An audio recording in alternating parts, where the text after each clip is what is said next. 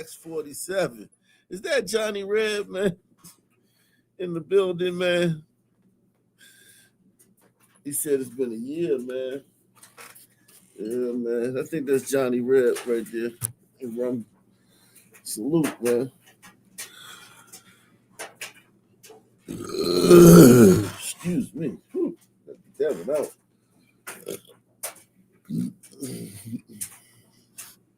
Yeah, man. We in the building. Another beautiful day, man. On planet Earth, man. Yes, indeed. Salute. How's everybody doing, man? Normally.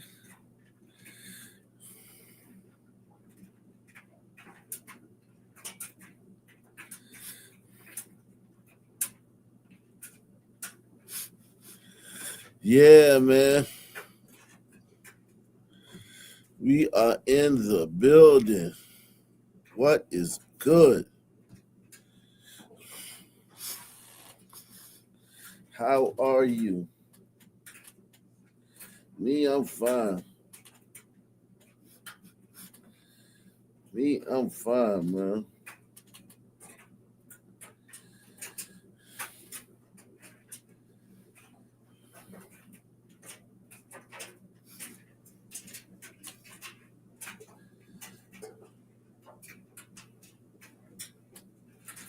It's a lot going on, man. Definitely a lot going on.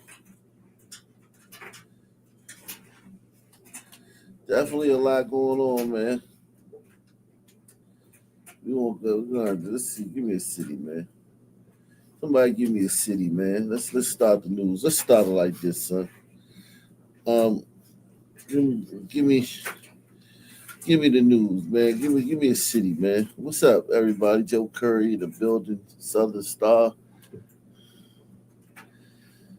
666 Birmingham. All right, Birmingham. Be ham in the building, man. Murder ham. Whatever the niggas call it.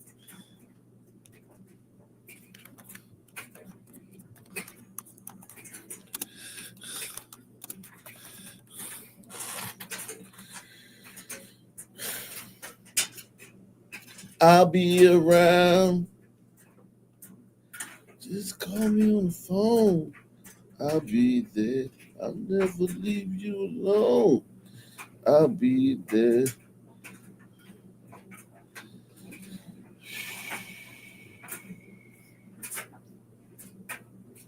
Birmingham police just announcing the arrest of a young man for a murder from over the summer. And Michael Higdon has all of the details from the breaking news desk. Yeah, so details still limited, but the shooting itself happened back in June along Avenue H near Inslee and Fairfield. The Jefferson County Coroner's Office identified the victim as Marion Poole. He was 18 years old. Officers say when they first learned about a person shot on Avenue H after a community member heard gunshots and then actually found the victim. When they arrived, they found Poole with a gunshot wound in an alleyway. He was pronounced dead at the scene. Police say this man, Stephen Traynor, is now behind bars for the shooting. He's being charged with capital murder.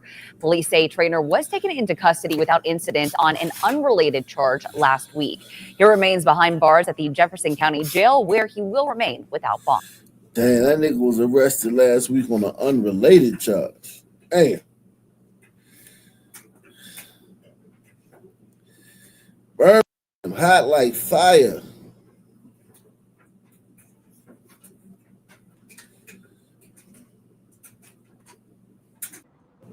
Good afternoon. Earlier this afternoon, Birmingham Police Department was called to the 500 block of 25th Street North for an apartment that had been shot into. Fortunately, there was a 15-year-old girl who was killed inside and a 5-year-old boy that was shot in the leg.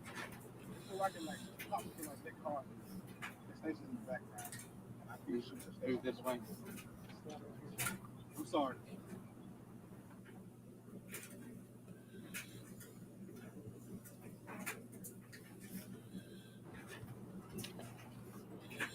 Wow.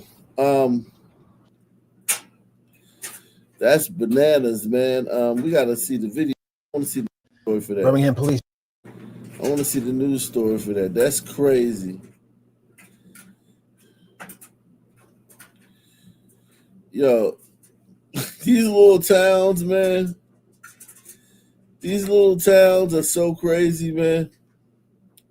Birmingham police just announced the arrest of a woman in a domestic-related incident from over the weekend. Michael Higdon has the details from the breaking news desk. Yeah, at 2 p.m. yesterday, officers were called to Maple Avenue for a person down. That's in the Powderly area.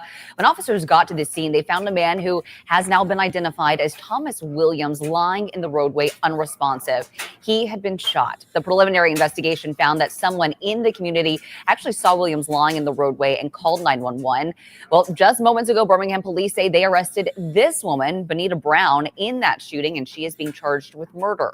Police say she was taken into custody just hours after the shooting in the Eastlake area. Brown is in the Jefferson County Jail with no bond. This is Birmingham's 75th murder for this year, according to police. Bonita. Yeah, Abby, I'm here at I-240 in Eastern. This is all where it finally came to. Hold on, man. All this stuff ain't happening in oh, this is OKC. Yo, we got to get back to this one, man. Crazy. OKC. Oh, Lord. Let's go back to Birmingham, man. Birmingham police just announced the arrest of a woman. Jeez.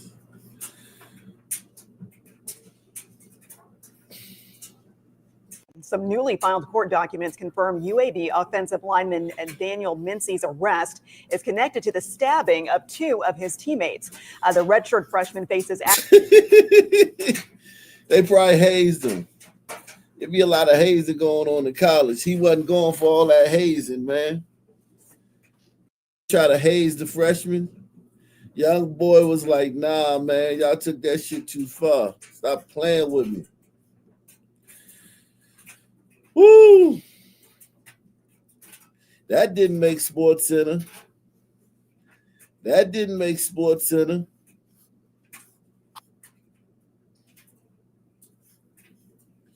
Shout out to my man Johnny Reb, man. Johnny Reb on we gonna get the dollars. Don't worry, we getting the dollars, Johnny Reb. Do not worry about that on Rumble, man. Shout out to Johnny Reb watching on Rumble. Anybody watching on Rumble, salute to all you guys. Yeah.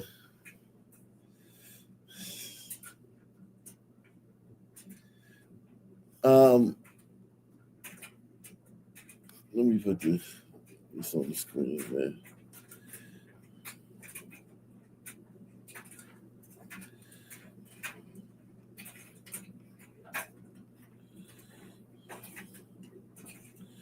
Shout out to everybody out there, man. Salute to everybody out there. We want to get 20 people to sponsor the show tonight, man. That'll be really, really nice, man.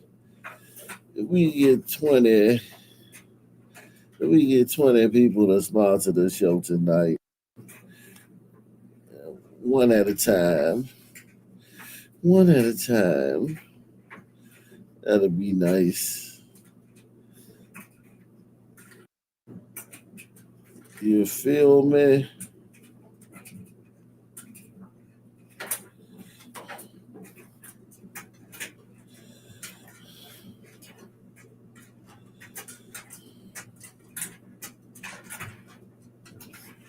I wish you did. This is crazy. This didn't make sports shit. I saw this on Black and White Sports, though. They covered it, but ain't nobody else covered this, man. This player literally Division I. This ain't no like Mississippi Valley State. This is Division I.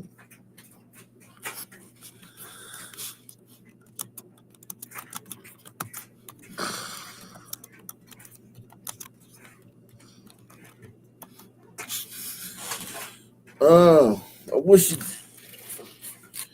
Birmingham. We doing Pick a City tonight, right quick, man. We're gonna start off with that, man, because before we get into the main events, man. Birmingham, baby.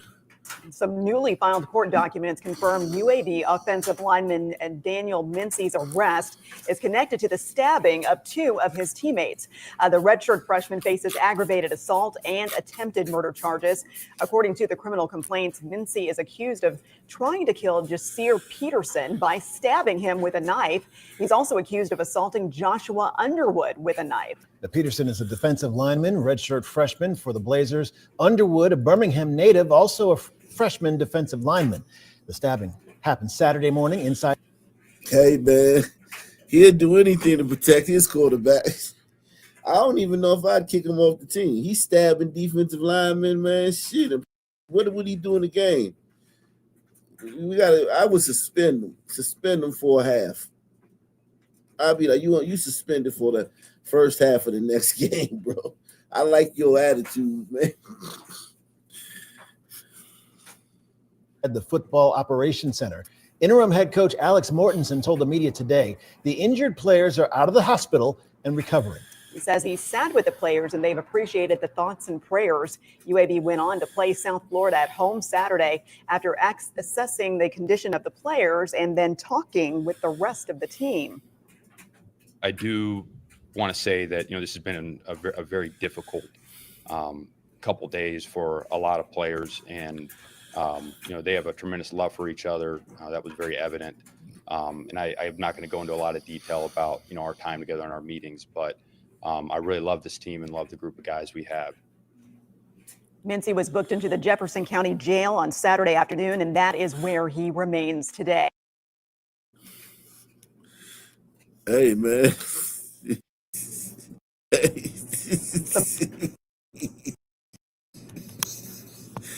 Hey, man. I like it, man. He's good. That's the type of offensive lineman you want, though, man. Seriously, though. No joke. No bullshit.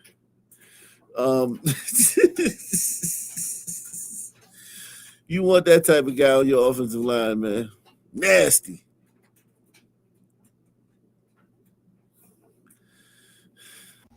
Well, 22 years later, a Birmingham family is still searching for answers in the death of Rodriguez Johnson. WVTM 13 Zoe Blair was at the vigil today as his family and friends honored his life and prayed for answers. 1, 2, 3. We love you, Rodriguez! Rest in heaven. Carolyn Johnson Turner, joined by friends and family, releasing. Yo, that's them SNAP benefits. Them benefits is affecting more than just food, man. People ain't got no money for nothing nowadays. 3. We love you, Rodriguez! Rest in heaven. Carolyn Johnson Turner, joined by friends and family, releasing 22 balloons, one for every year since her son was killed. Get your balloons, Rodriguez! He was at a birthday party and he was sitting in his vehicle waiting to go inside the party. He was trying to park his car and some guys had got into a fight out there and they started shooting. And one of the bullets came through Rodriguez's windshield and struck him in his head and killed him. A loving son. Jeez. Man.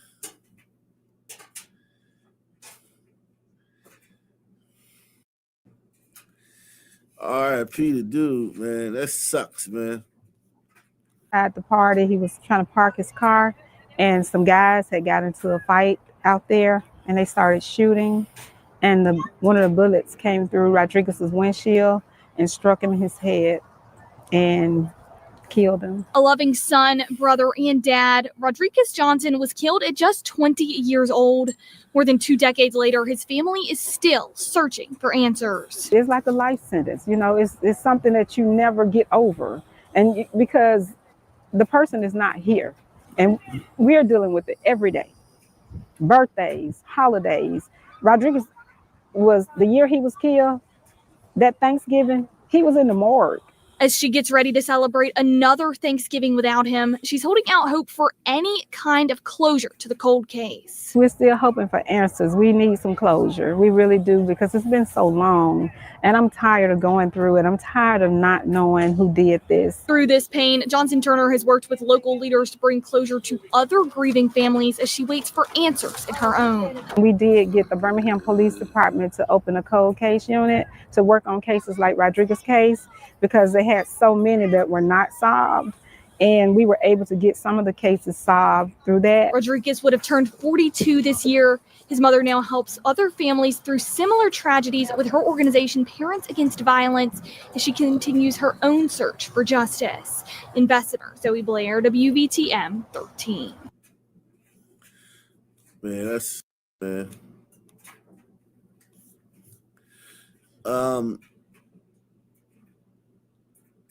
Jeez, man. In Birmingham's 5 Points South, worn shoes tell stories of survival. This week, volunteers, neighbors, and a local business owner came together to help and walk alongside those who need it most. I joined one man for a few steps to get a glimpse of what it's like in his shoes.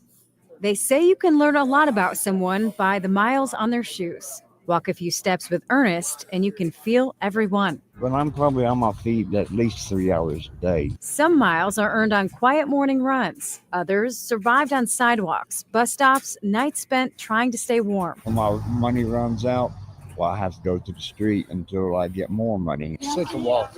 Oh, and that's Scott.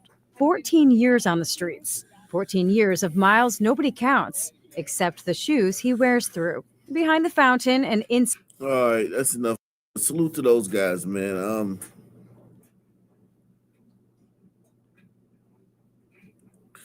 Oh, we got some white boy, man. This just into the newsroom. A man charged with murder after a fatal shooting in Silacquagga nearly a week ago. The Talladega County Sheriff's Office says Joshua Bettis was arrested today. Last Saturday, detectives investigated a report of a shooting at a home on Odina Road North. Detectives say Frank Davies, the fourth, was found shot inside his house. Bettis is in the Talladega County Jail. Man, a lot going on in Birmingham, Jesus Christ. Shit.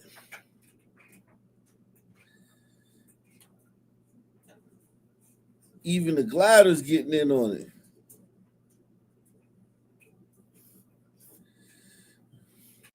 Some midfield drivers say the city's new cameras to catch speeders are ticketing them even when they're not speeding. But the city leaders say that they work just fine. WVTM 13's Lisa Crane spoke to some of the people who have received citations, and she shows us how these cameras work. This is one of 3 speed detecting cameras in Midfield. It went active in August, and it has been busy. Bridget Burrell says she received 3 violations within 10 days, and she insists she was not speeding in the 30-mile-per-hour zone. It stated that I was going 45 miles per hour, and that's in a school district area. So I know that I'm not going fast like that driving around children, because I have a child of my own. There are signs letting drivers know about the cameras. Burrell says she believes they aren't calibrated correctly. If I was speeding, I wouldn't have a problem with it, but I know that those cameras are there. Was she speeding, y'all? Was she speeding? Who you siding with, man? The city or the man? Who you siding with, the city or the system?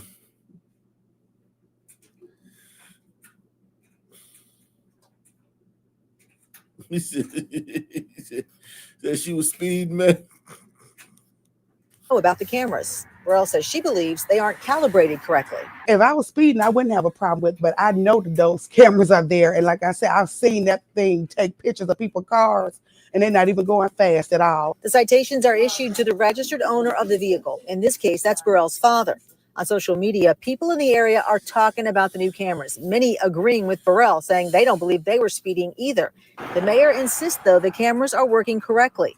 One person reports getting 6 citations within 2 weeks. The police chief tells me these citations don't add points to your driving record or impact your car insurance. Typically, the company that installs the cameras, in this case, Vera Mobility out of Arizona, keeps a portion of the fines as their payment. But the police chief told me today he's not sure how the $110 per violation cost is divvied up.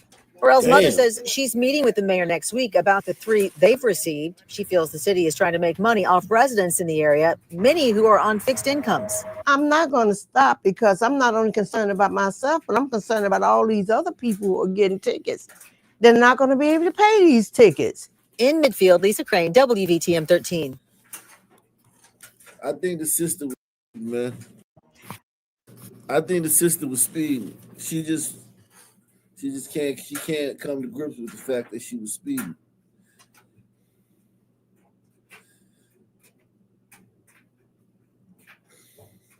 Let's see what else is going on.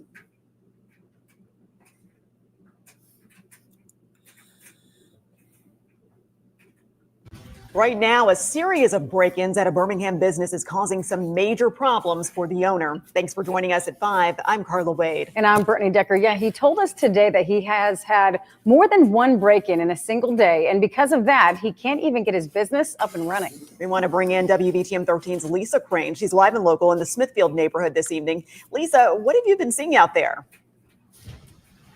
Well, the owner of this building on the corner of 4th Avenue and 6th Street North is working hard to get it renovated. He's trying to open a daycare here, but he's having some trouble. And you can see that here. All the windows and doors on the building boarded up. He says he's had multiple break-ins and property damage over the last several months, so he can't even get his business off the ground. And he says a firehouse shelter, a homeless shelter, just a couple of blocks in that direction, is the problem. Joe Holt has big plans for this building, but he says the people coming from a nearby homeless shelter are killing his dream of turning it into a daycare. Lo and behold, here's somebody right here now. And they're actually stealing right alive. Holt, he says he's caught people breaking into his building and causing damage more than a dozen times. All right, I'm about to call police. Y'all supposed to be here. Holt says calling the police hasn't done much good. Show us some receipts. No, I don't have to show you nothing.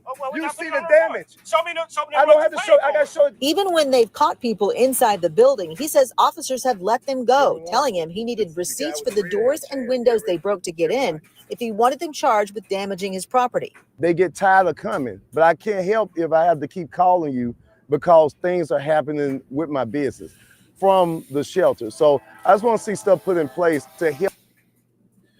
This is a fucking travesty, man. This is fucking awful. This fucking brother got to deal with this shit. You believe this shit? These niggas coming in this business and shit, stealing shit from the shelter. This is a fucking travesty, man. Responsibility for what the people who stay in their shelter do to the surrounding community. Most of the businesses around him are shut down or burned out. Holt says it's because of the people attracted to the area by the shelter. They get a lot of grant funding. They should be able to have security down there. They should have people clean up daily. If you go across the street, it's trash everywhere because they eat and they throw it everywhere. So it blows down this way and trash is like we see blowing right now as we speak. And so it comes from the shelter. Now, we reached out to officials at Firehouse Shelter about this story, and they sent us a statement saying, in part, Firehouse Ministries does not condone or take responsibility for any unlawful actions committed by individuals who participate in our programs. It goes on to say, we welcome the opportunity to meet with the business owner and other community members to discuss concerns and explore solutions that strengthen safety and trust for all. Holt says, though, he is not going to let these criminals run him out of this community. He wants to open his business right here in Smithfield. Live in Birmingham, Lisa Crane, WVTM 13. Wow. Birmingham is a mother. Right. Birmingham is a motherfucker, man. Hey, don't move to Birmingham, yo. Don't move to Birmingham. Some breaking news to report right now. A trustful man has been arrested for murder in the Central Pratt community. The shooting itself happened back at the end of August, but Birmingham police have just announced this arrest. Michael Higdon is following it from the breaking news desk. Birmingham police were called to a home along 6th Lane in the Central Pratt neighborhood just after 10 p.m. on August 29th. And when they got there, they found Robert Mitchell, who had been shot. He was lying in the grassy area next to a home in that area. Well, this man, Brian Alexander Smith, has now been charged with Mitchell's murder. Details are still limited as to what happened that led up to the shooting, or if the two actually knew one another, or if it was random. Smith was taken into custody without incident today, according to police. He has been booked into the Jefferson County Jail, where he is being held without bond. Jeez. All this has happened in the last few days in Birmingham.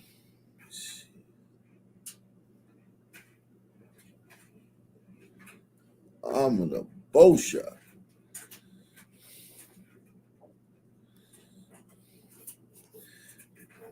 Give me another city, man. Give me another city, man. Jeez, please. Whew. Give me another city, chat. Everybody hit that like button too, man. We're trying to get how many likes we can get. Also, take the $5 challenge, sponsor the show. Take the $5 challenge, sponsor the show.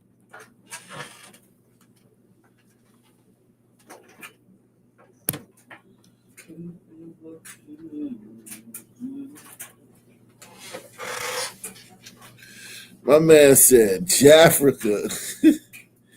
Jafrica.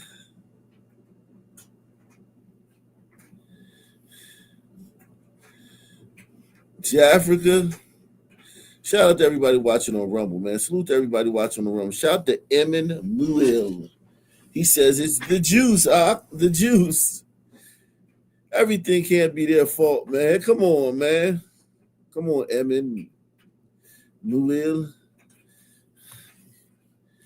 Let's see if we can find that there might be another culprit, man. It's not always the juice, man.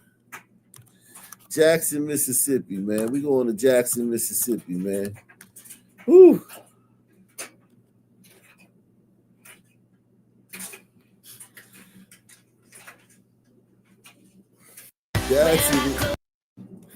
Jackson, Mississippi. Whew.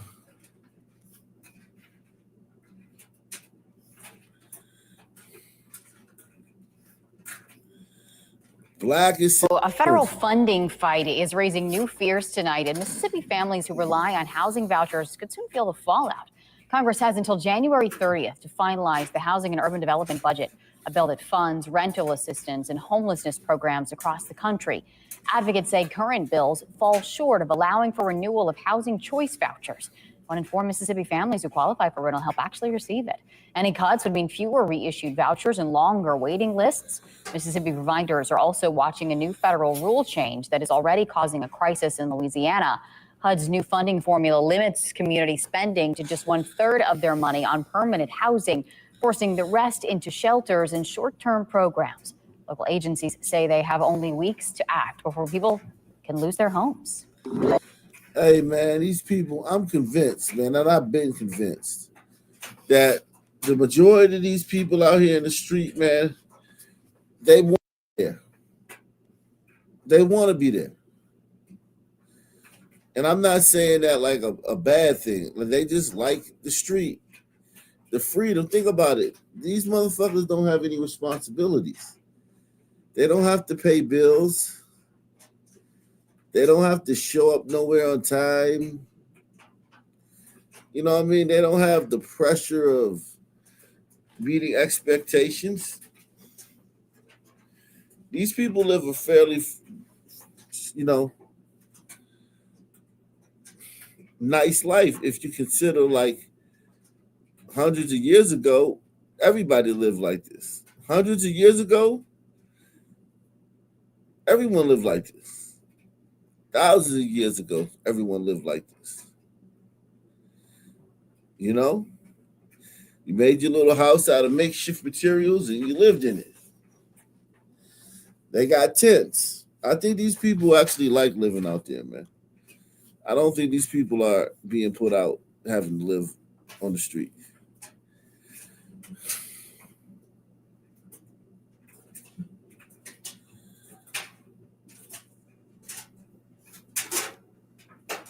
Cox is serving 65 years. Toria Cox was tearful in court Monday morning as she changed her plea to guilty to second-degree murder and kidnapping charges. She was set to go to trial on December 8th. If I could change it all, I would, but I can't. The tears did not move the Hinds County District Attorney, who says Cox had multiple opportunities to intervene. That did not move me at all. She could have done more. She should have done more.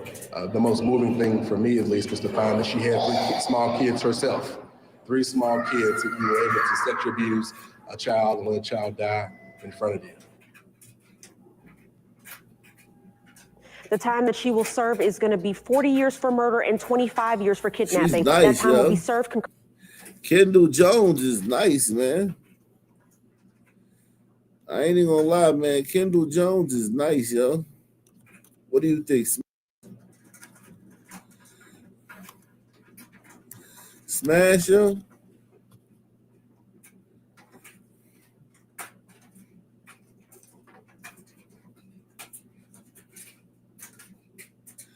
Smash?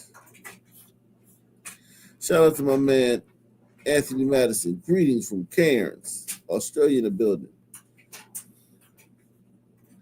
Huh? Smash?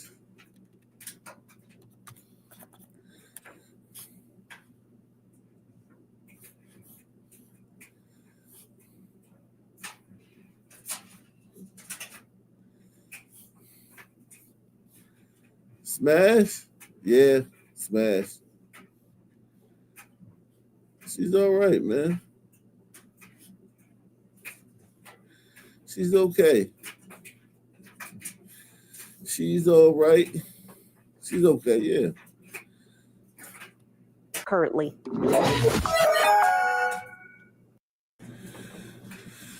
Woo!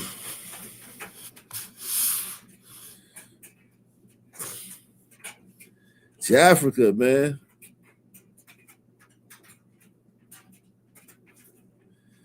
So much going on in Africa, man.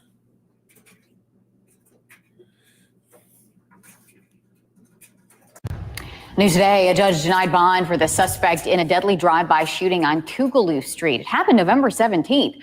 Officers learned the victim, Lawrence McElroy Jr., was walking out of his home when someone drove by and opened fire. Frederick Wright is facing multiple charges, including murder and possession of a firearm and a machine gun conversion device.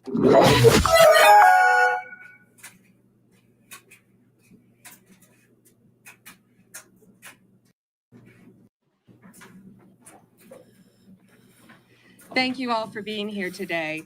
And thank you to our HUD Secretary, Oh, no, we're not Scott about Turner. to watch this, man.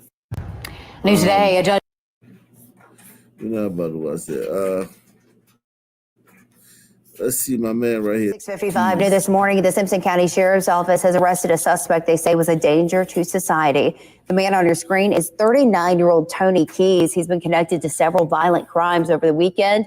He was taken into custody overnight, and according to the Simpson County Sheriff's Office Facebook page, many people in the community breathing a sigh of relief to have him behind bars. The community breathing a sigh of relief to have him behind bars. Damn. Well, tonight, the Simpson County Sheriff's Office is encouraging the community to lock their doors and put away their valuables. This man on your screen, 39-year-old Tony Lewis Keys, is wanted by the Sheriff's Office and is considered armed. Keys has been connected to several violent crimes over the last 48 hours. He was last seen wearing black pants and shoes with a dark top. If you've seen Keys or know where he may be, you're encouraged to contact the Simpson County Sheriff's Office.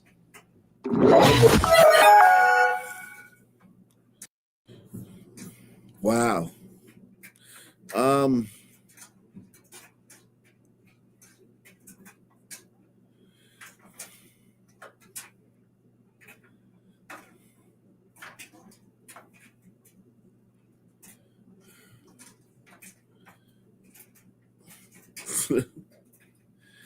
Yeah, I mean, typical Jafrica, man. Typical Jafrica. You know, a bunch of shootings, a bunch of shit. But not too much, man. Give me another city, man. Give me another city, man. Give me another city, man.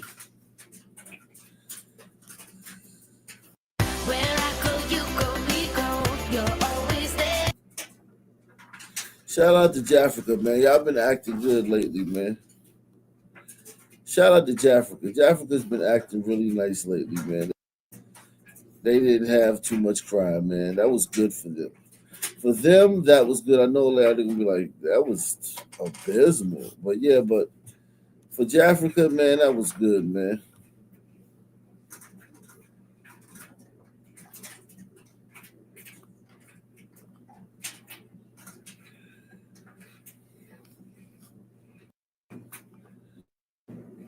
Let's see.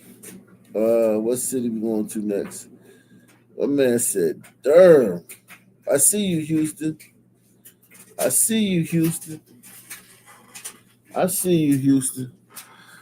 Naptown, Indy. Yikes.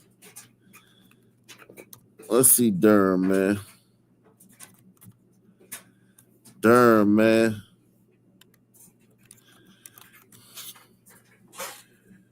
Durham. Jeez.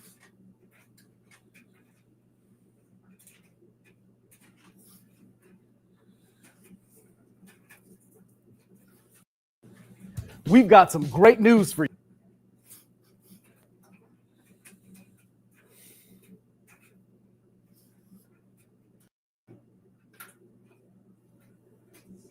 Now at 6, attorneys for the man accused of killing a Wake Med police officer earlier this month says his mental health is to blame. Benji Martin Jr. appeared in court for the first time this afternoon, charged with Officer Roger Smith's murder. CBS 17's Baron James is live for us at the Wake County Justice. Thank you for your service, Roger James. Who killed this? Who killed this veteran police officer? They just wanted to serve his community. Who killed this veteran police officer, guys? This is a freaking shame, man. Who killed this veteran police officer?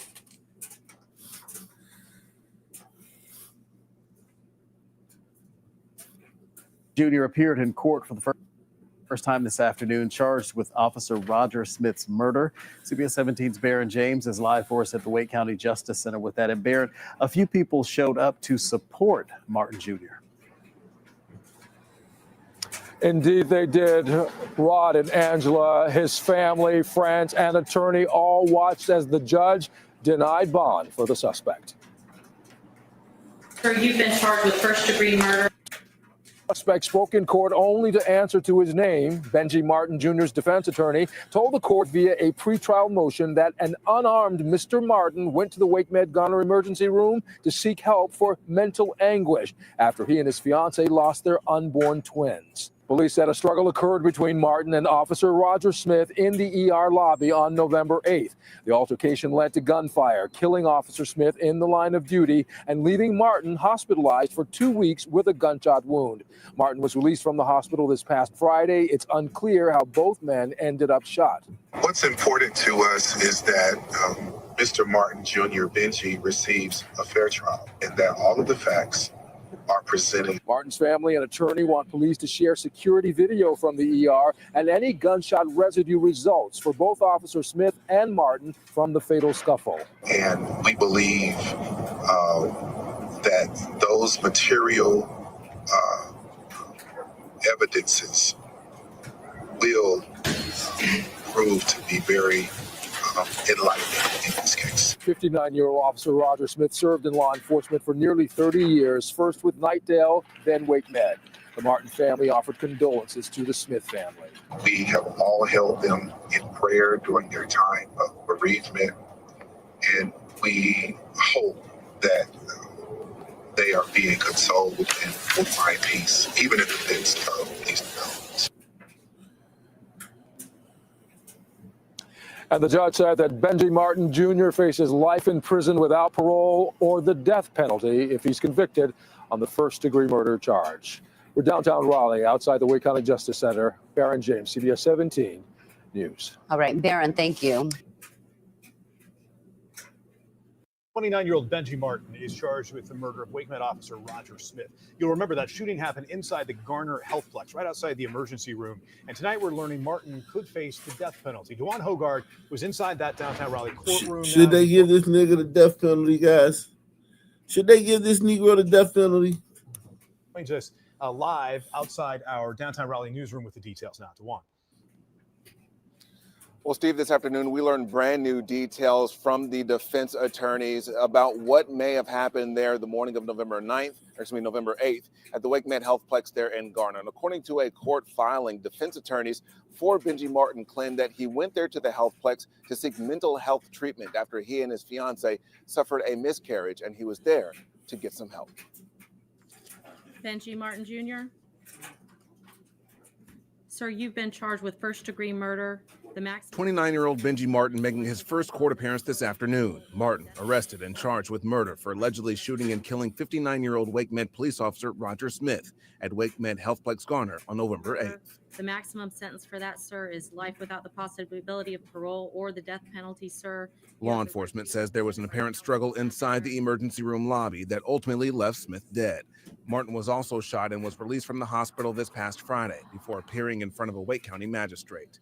According to court documents obtained by Eyewitness News, the defense for Martin claims he was seeking mental health treatment after his fiancee suffered a miscarriage while being pregnant with twins. Sent him to the doctors to get help, and we end up like this. And that's not fair to him. He was wanting help.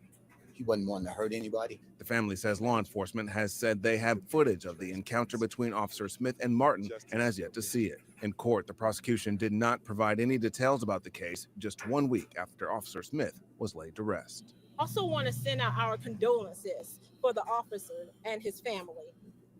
We, the family, ask for prayers, we ask for compassion, and we ask for fairness, as we trust that justice will prevail.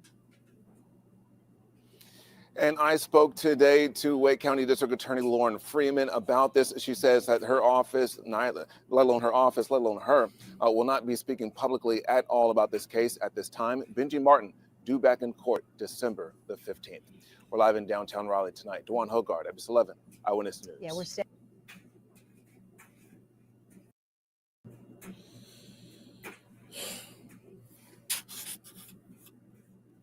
"29-year-old Benji Martin."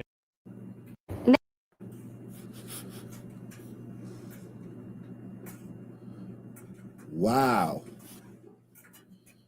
What a way to go out. This is what A Sampson County woman is dead after being attacked by a stray dog. Police say people in the neighborhood took turns feeding it, including Barbara Brewington.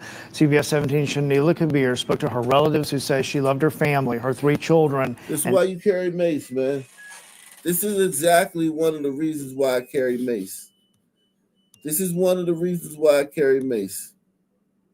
Sampson County woman is dead after being attacked by a stray dog. Police say people in the neighborhood took turns feeding it, including Barbara Brewington. CBS 17's Shanila Kabir spoke to her relatives who say she loved her family, her 3 children, and every single animal. She's really just a puzzle piece that holds everything together, if you know what I mean. Look at this motherfucker. God, look at this motherfucker. Man.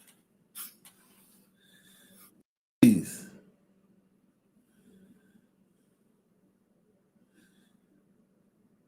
Look at this cocksucker right here, man. Jeez. Fuck.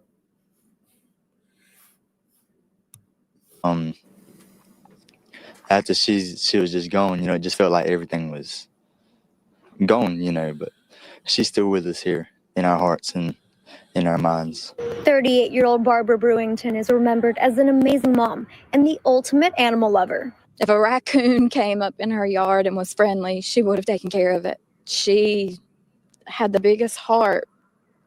She not only loved people, she loved animals, she loved life. Her family says Barbara was one of a few neighbors that cared for a stray dog that roamed through the woods near their home. And it was that dog that attacked and killed her. My heart goes out to the family. I know it had to be tragic to them, but it's unfortunate that it happened. Deputies were called to a home along Peavine Road on Sunday, where they found Brewington severely injured. EMS began life-saving measures, but she died shortly after. Investigators say the stray dog got into a fight with one of Barbara's dogs. She tried to break it up, and the stray dog then began attacking her. Barbara's husband said they were married for 9 years. He was a loving, caring, beautiful Rose. We're going to miss her so much. She just filled everybody's life up with happiness and just made them feel like they were just so loved. And The sheriff's office says it was a medium-sized mixed breed that killed Barbara. Sheriff Jimmy Thornton says animal control euthanized the dog, and it's now in Raleigh for further testing. Her family says despite their grief, they believe Monday's sunny skies are a reminder Barbara is still with them. We have so many pictures of this as the background with the sunset. I mean, she was an angel on earth. I'm Shanila Kabir, CBS 17 News. Salute to her, man. Happening today, the man accused of killing WakeMed police officer. Salute to her, man. She went out like that, man. That sucks, man. That's a fucking shitty way to go out, man. Whoa. Fucking dog, stray dog, you feed them, you start feeding them and shit. And then that motherfucker kills your ass. God damn.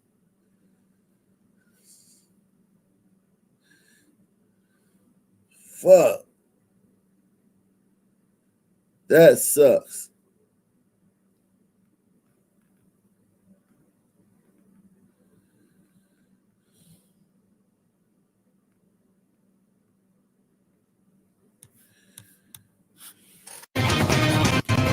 We're following some breaking news tonight in West Raleigh. We're told one man is in the hospital fighting for his life after being shot on Buck Jones Road. As CBS 17's Harrison Grubb reports, officers were called to an apartment complex shortly before 8 o'clock. Raleigh police spent several hours on scene here tonight on Buck Jones Road after a man was shot and seriously injured. Officers rushed to this housing complex just before 7:45 Sunday night. Callers advising his son got shot in the chest and leg. Paramedics rushed the victim to the hospital with what police are calling life-threatening injuries. Raleigh police say they took a man in custody and that he and the victim know each other. The shooting, they say, was not random. This is an ongoing investigation. As we learn more, we'll keep you updated both on air and online at CBS17.com. In Raleigh, Harrison Grubb, CBS 17 News.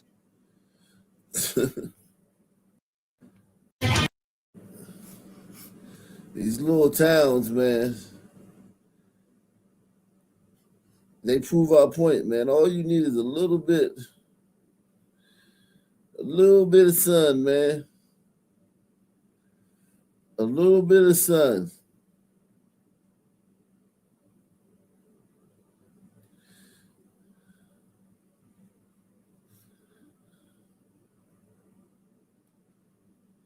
A little bit of sun, man. Yeah, wow. They had a mass shooting the other day in fucking, oh my God. They had a mass shooting down here the other day. We didn't hear nothing about that. 3 people are in custody in connection with a shooting that injured 4 people during a holiday tree lighting in Concord, North Carolina. Yo! People who were. Oh, that's the same one. Okay. That's the one we covered the other day. I was about to say another tree lighting mass shooting. I was about to say, God damn. You niggas need to, man. And if we get one more tree lighting mass shooting out of you niggas, I'm going to say, man, reinstitute slavery, man. Y'all niggas is out of control. Y'all shooting up tree lighting ceremonies.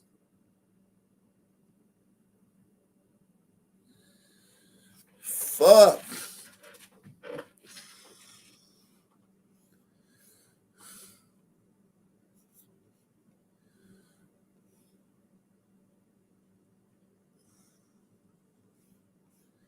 Y'all are shooting up tree lighting ceremonies. Salute to everybody watching on Rumble. Shout out to everybody watching on Rumble, man. Y'all are shooting up tree lighting ceremonies everywhere. attending the event say they were watching a dance performance last night when someone started shooting around 7:30 p.m. Investigators say two of the people hurt have been identified as the shooters. Two 17-year-olds were also hurt. One remains in the critical condition tonight. The other has been treated and released. The remainder of the tree lighting ceremony was canceled. All right. Oh, man, they canceled the rest of the tree lighting ceremony. In Chicago, when they had the shooting down there by the tree lighting ceremony, they kept it pushing. These canceled it. Wow, man. Salute to my man Eric S., man. Eric S., man, Alpha Nation Hall of Fame, man. Once again. He says, eating a 24-ounce ribeye seasoned to perfection, having a cold one, watching one of the most educational shows on YouTube. Man, I know you love steak, man, and you keep talking about steak, man. I got to go get a steak tomorrow, man. This steak is, I ran out of beef, man. I love steak, man. Jesus. Ribeye. Man. You living a life right now, man. My man is living a life right now with a ribeye. Annual tree lighting event is one of our most cherished and celebrated events in downtown Concord. That sense of safety was shattered tonight by senseless gunfire. I'm pretty shaken up about it. I'm kind of scared to come back for next year's. I don't know what's going to happen, and I'm pretty sad that we didn't get. Yeah, but here's the thing. You're scared to come back for next year's. Poor white man. Having to share space with niggas is rough. We're incompatible in a lot of ways, man. America forces it. And no, I'm not saying white people are perfect or they don't have vices or they don't get angry. But I'm just saying, look, man, every city we've done Jacksonville, we've done Jackson, Birmingham, now we're doing Durham. And niggas, it's almost all niggas doing this shit everywhere we go. That's one of the things why I play Pick a City, because we looking for a town where there's white people, doing the same things black people do. And we never find one. Ever. To see it happen, like the tree lighting. The city of Concord did continue with their 97th annual Christmas parade as planned this afternoon. Now, west of the Triangle tonight, neighbors in one North Carolina city is determined to recover from a horrific act of gun violence that abruptly ended a holiday tree lighting ceremony this weekend. Concord police say 3 people are now charged in connection with that Friday night shooting that injured 4 people. As Rachel Richardson reports, neighbors were determined to support their city and the spirit of the holidays. People in Concord came back out to the downtown area to continue celebrating the upcoming holiday season. So many have said that they believe that it was important to keep going to bring this community together. Saturday, the streets of downtown Concord were filled with people welcoming the holiday season at the city's annual Christmas parade. But less than 24 hours before, Look at the crowd. Look at the crowd. I want to show you the crowd. Look at the crowd.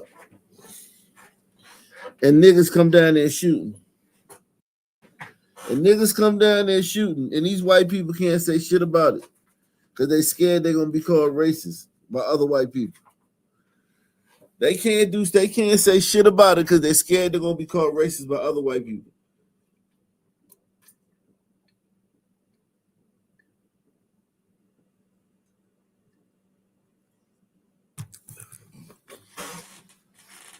Look at that crowd. All them white people came down there. They wasn't expecting no niggas to have a shootout down there. They wasn't expecting little fucking niggers to have shootouts down there. Shout out to Deluxe 247, aka Coward, aka the real MVP, coming through once again. We're looking for 20 people to sponsor tonight's programming. If you could do that by PayPal, Cash App, or Super Chat, it'd be really great. Look at this though. Let me drop the link. Let me drop the link, man. If you want to come up, man, come up, man. Let me drop the link, man. Let me drop the link.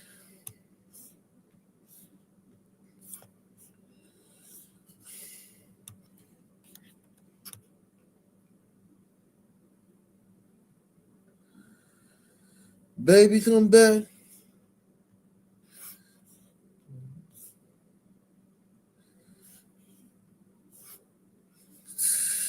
Christmas parade. But less than 24 hours before, people were leaving this area after shots were fired.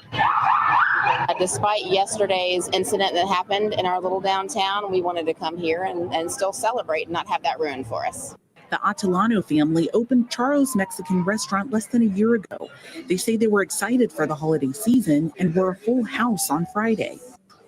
It was our first year here, so we were expecting a lot of people. We were so happy, everybody was having a good time. Friday around 7:30, Concord police say the shooting happened. Even the hombredos tired of this shit. Even the hombredos like, shit, man. I came over here for free stuff, not free bullets. Everybody was having a good time. Friday around 7:30, Concord police say the shooting happened on Union Street South near the intersection of Corbin Avenue. When the shots were fired, the Atalanos said that as many as 200 people came into the restaurant to seek shelter in the kitchen. My first reaction was, going straight to the door, open the doors for people to come in, and that's where I heard they were shot. Concord's Mayor Bill Dush says that after nearly 100 years of holiday celebrations, city leaders wanted the Christmas parade and events to continue to show people what the city is really about. We always try to keep our community first and foremost for us.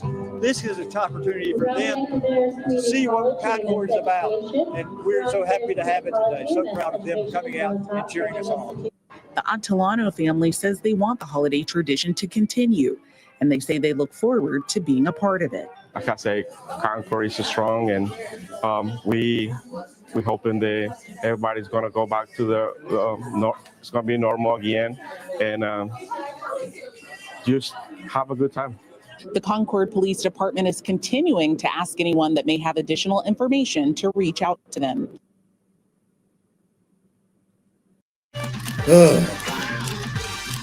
Now, 3 people are in custody. I just saw a story in Oklahoma I want to show y'all. You have anybody in the back? I just saw a story in Oklahoma I want to show y'all. Shout out to Adolf Diversity, man. Now he's Adolf LG, Adolf LBTQT. Oh man. Can I just call you Adolf Diversity, man? Can I just call you Adolf Diversity, man? Please, man.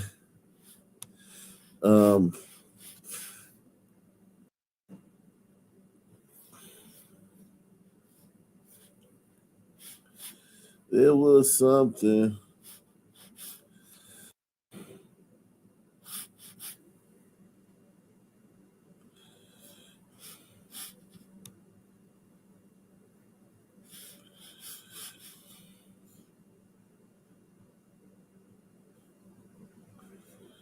Where is that?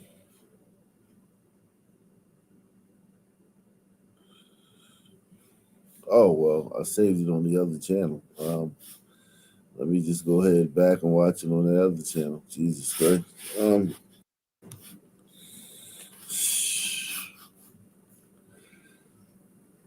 There we go. Came to an end. Yeah, Abby, I'm here at I-240 and Eastern. This is all where it finally came to an end. Police finally caught up with the suspect right over here, right off the interstate. You can see the crime scene tape right there. Officers say that he actually crashed going the wrong way. And police tell me there's still a lot they don't know at this time, including why this all happened. What I was telling myself was it wasn't fatal.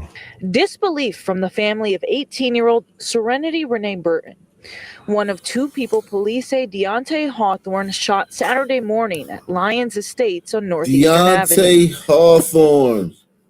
Deontay Hawthorne killed her. What was she doing? Oh yeah, she like black guys.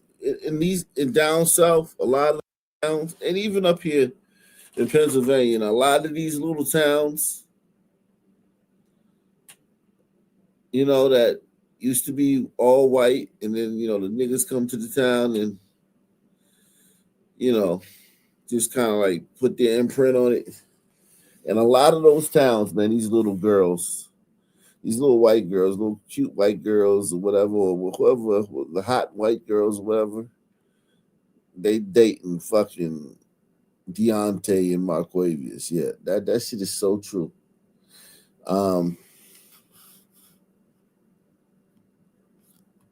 Wasn't fatal. Disbelief from Look the at her family dad. of 8. Look at her dad. Look at her parents. Both of her parents got tattoos. One got it on her chest. He got it on his neck. He did time. He probably did some time. This one right here. Damn, look at her parents.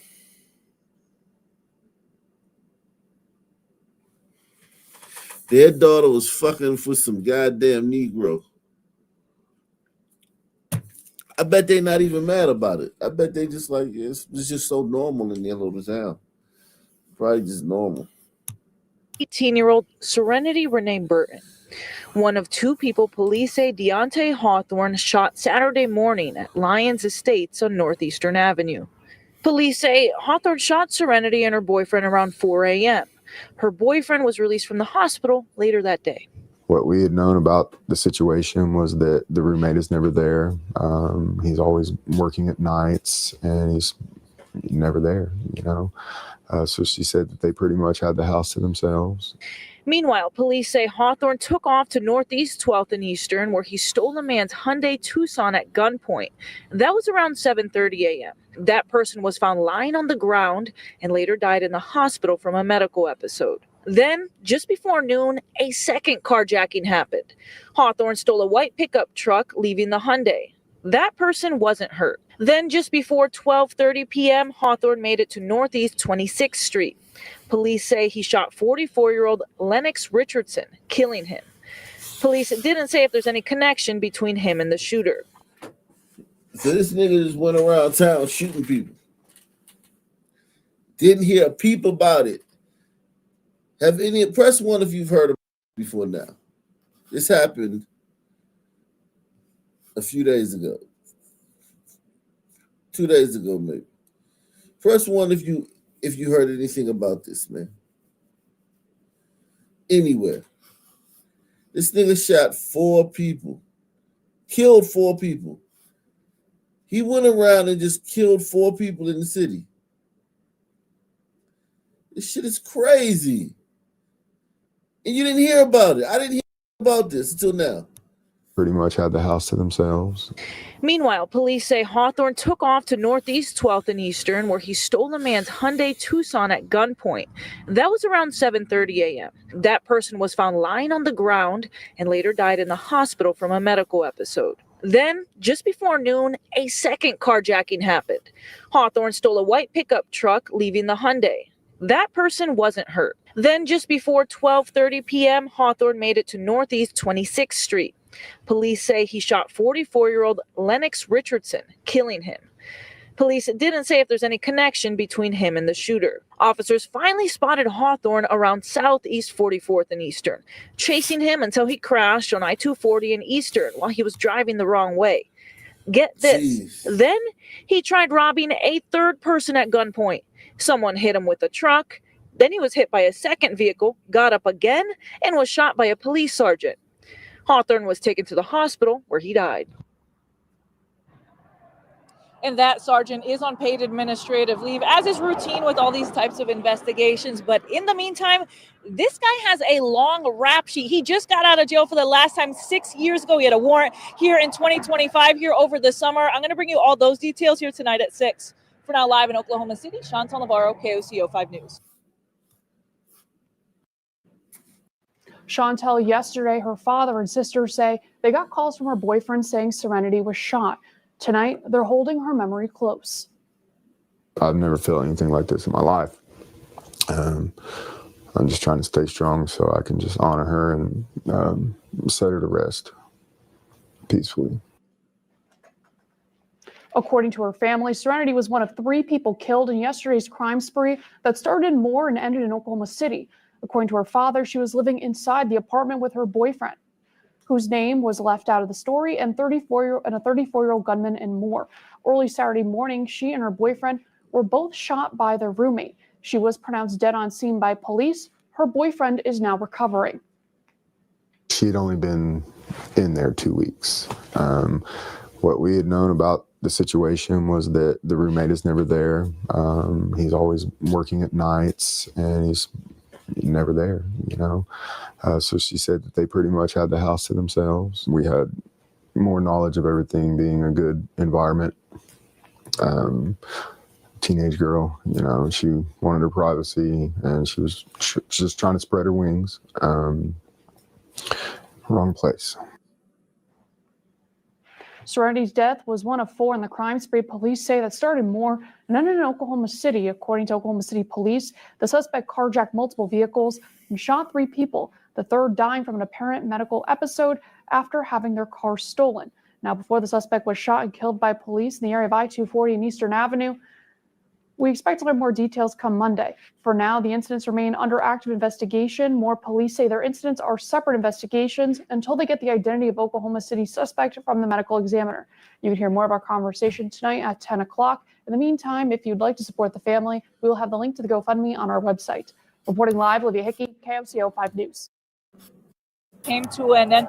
It's just crazy that story, like you didn't hear shit about that. Nowhere. Nowhere did you hear anything about that. It's shame, man.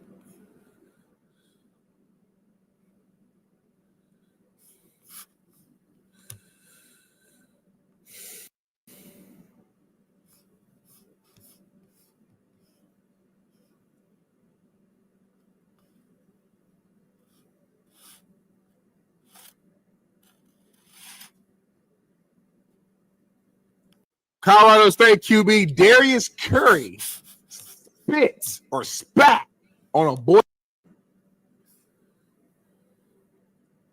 Wow. From Fox 5 News, this is Good Day Atlanta at 8 a.m. A double shooting in southwest Atlanta leaves one person dead and sends another to the hospital. We are live at Grady with how the survivor's doing. And another Georgia football player is in hot water this morning. Nair Daniels and his mother are both behind bars. We'll tell you why. Yo.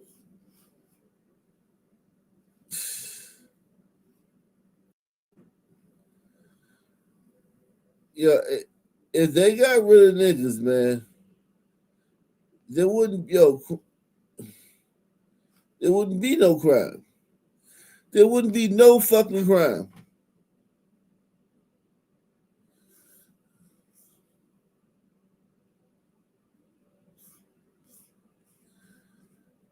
This shit is ridiculous, man.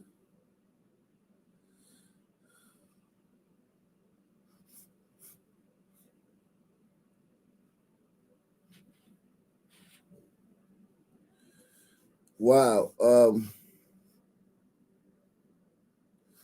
Let's go to Memphis, man.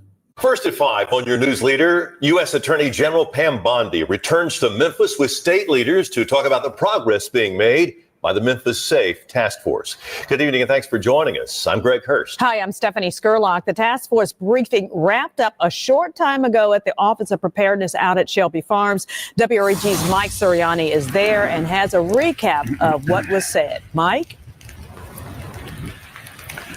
Hey, good afternoon to you, Stephanie and Greg. Let me tell you that just a few minutes ago, before or as the event was breaking up inside, there was a large group of protesters outside here in front of the Office of Emergency Preparedness in East Memphis.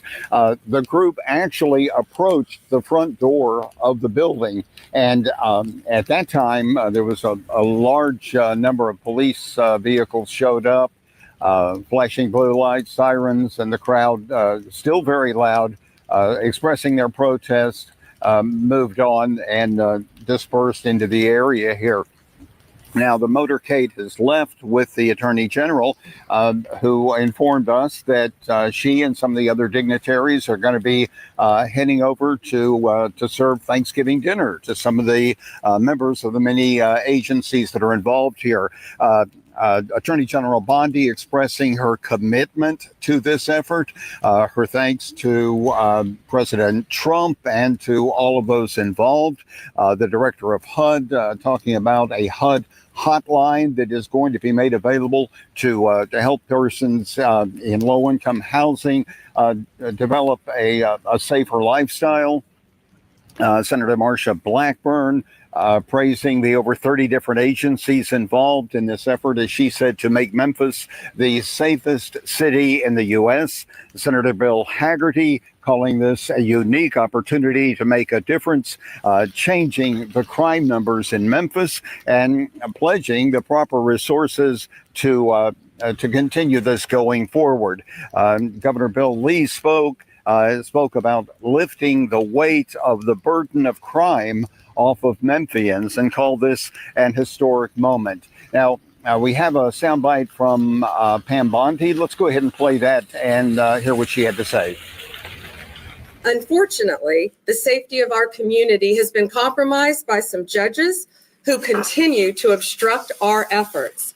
I wish they are all watching this, and I hope they're seeing what we're doing here in Memphis. We will not coddle violent criminals at the expense of law-abiding citizens.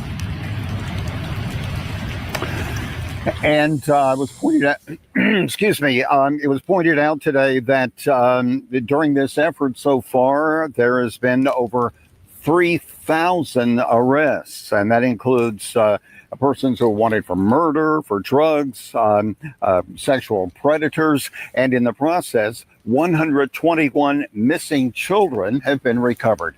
Now, coming up later on our news, we'll have more on today's session here with the Attorney General and some of the other dignitaries. Reporting for your news leader live in East Memphis, Mike Suriani, WREG News Channel 3. All right. Thank you, Michael.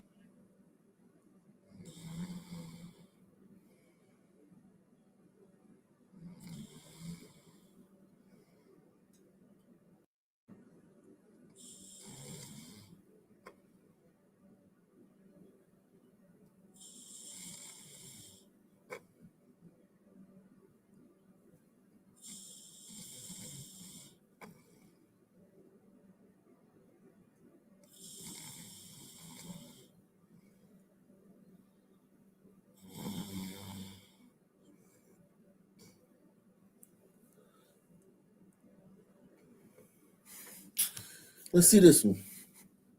Tonight, 3 teenagers are now charged in a brutal attack that left a man dead in downtown Jacksonville. They are just 13, 16, and 19 years old. And we are naming the juvenile suspects because of the nature of their charges, and they will all be tried as adults. Our Cindy DeShawn has been digging through arrest reports tonight to uncover what happened in the hours leading up to this savage attack, Sydney. Yeah, Heather, and investigators say the man who was homeless was beaten not once, not twice, but 3 times, all within about an hour downtown. A witness spoke up and police found the 3 teens within just hours of the attack. 3 young suspects, just 13, 16, and 19 years old, now charged as adults in the murder of 64-year-old Roger Borkham, 13-year-old Justin Curry, who was indicted by a Duval County grand jury, 16-year-old Robert Pope, and 19-year-old Markavian Lacey. Detectives say Borkham, who was homeless, was beaten 3 separate times over the course of a little more than an hour back on October 19th. An arrest report revealing officers were called to 110 North Hogan Street. And when they arrived, they found Borkham unconscious near a doorway, blood pooling on the sidewalk. First responders took him to the hospital and Borkham died 4 days later. The medical examiner ruling his death a homicide caused by blunt force trauma. The arrest report reveals a witness told police he saw 3 teenagers kicking and stomping the victim before running off. Hours after the attack, officers located the suspects half a mile away and took them into custody. Police say they also linked the suspects to a separate incident that night, a robbery on Forsyth Street. Surveillance video obtained by detectives shows the suspects approaching the victim multiple times. Video captures the group beating the victim, rummaging through his backpack and returning to the scene to attack him again. State Attorney Melissa Nelson says the juvenile justice system is neither designed nor equipped to handle offenders or offenses of this magnitude. By bringing the case into circuit court, Nelson says authorities can ensure the level of accountability, supervision, and judicial oversight that the facts demand. Now, the sheriff's office is also calling the case a heartbreaking reminder of how young some offenders have become. They urge parents to get involved in their child's lives and make use of resources to keep kids out of trouble before it's too late. Heather. So young. Sydney, thank you.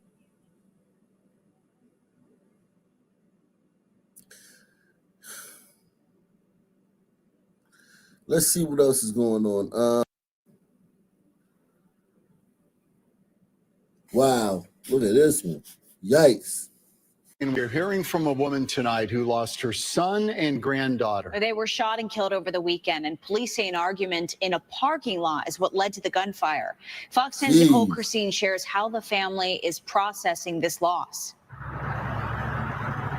Yeah, good evening, Christina and John. Instead of planning a happy Thanksgiving get-together, this family now planning 2 funerals, one for Quincy Polk and one for his 8-year-old daughter, Envy Cardenas. Meanwhile, Envy's mother is left in the hospital continuing to fight for her life, and a 5-year-old daughter was also shot, and she will have a permanent reminder of this tragic day. Now, there is a memorial that has been set up outside in the parking lot where all of this happened. The glow of the candles and the stuffed animals surrounding the lamppost, just a reminder of the lives lost.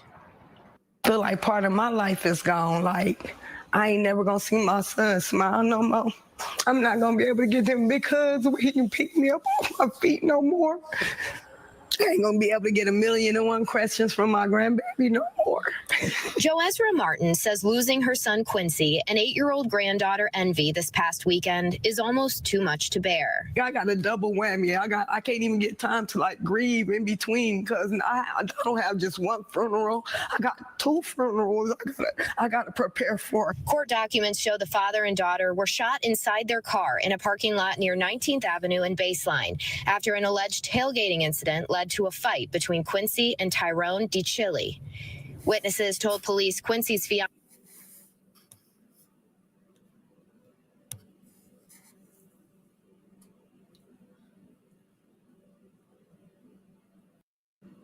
Wow.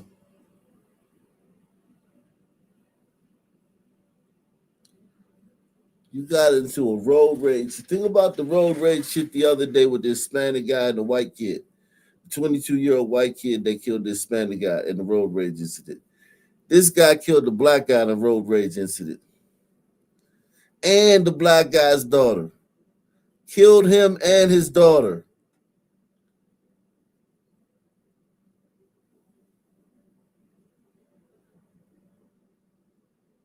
I know it's some bad motherfuckers out here. I'm not saying there's not. But my nigga, you wasn't that, hombre, you wasn't that bad. This dude, listen,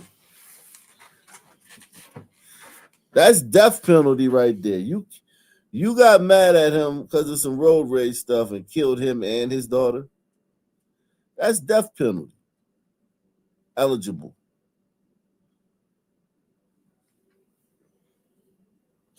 We've been seeing a lot of road rage stories, man. Road rage is real, man. Road rage is real. Shout out to T.R. McCoy. Yeah, man. What's up with this fucking hombre, Wicked? Man, ain't this? I mean, I don't know. It's crazy. How's my mic? It's good, man. Yeah, Good. man. I don't know, man. I've never I've never really been a. I always knew that people. I always knew not to play with people on the road. You know, I mean, of course, I'm in the South.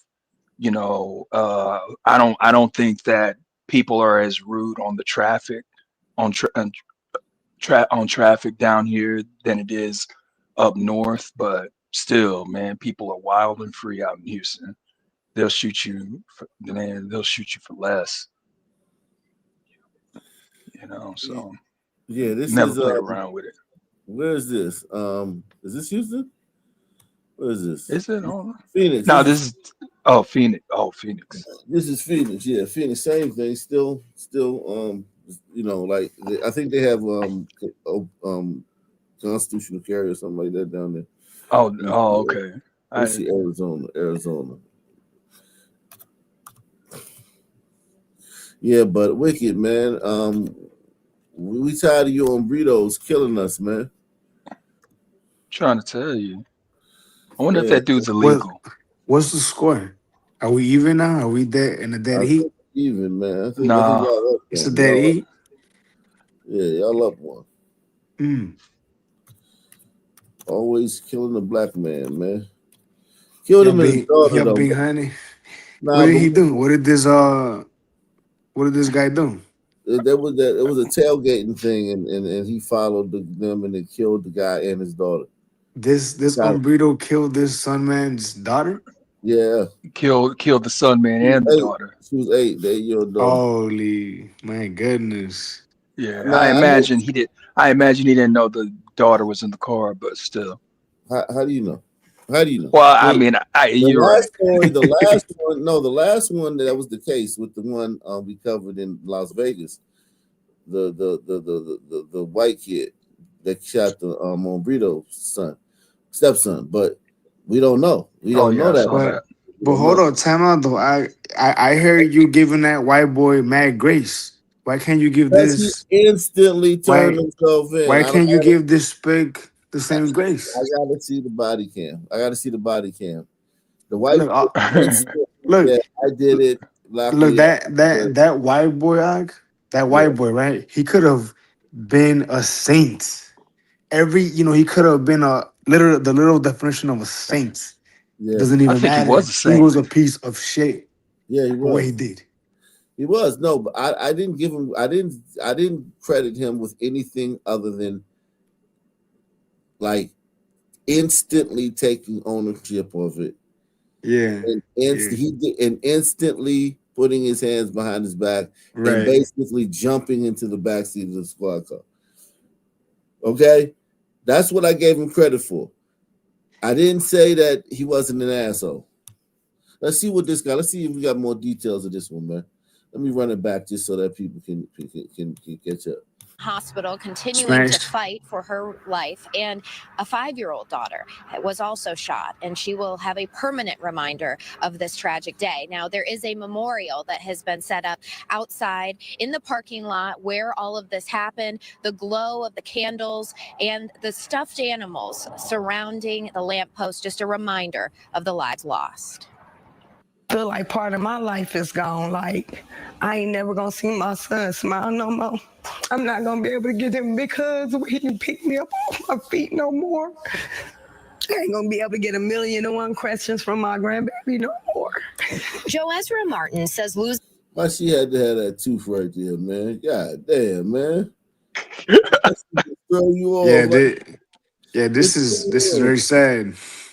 Yeah, this is terrible, man.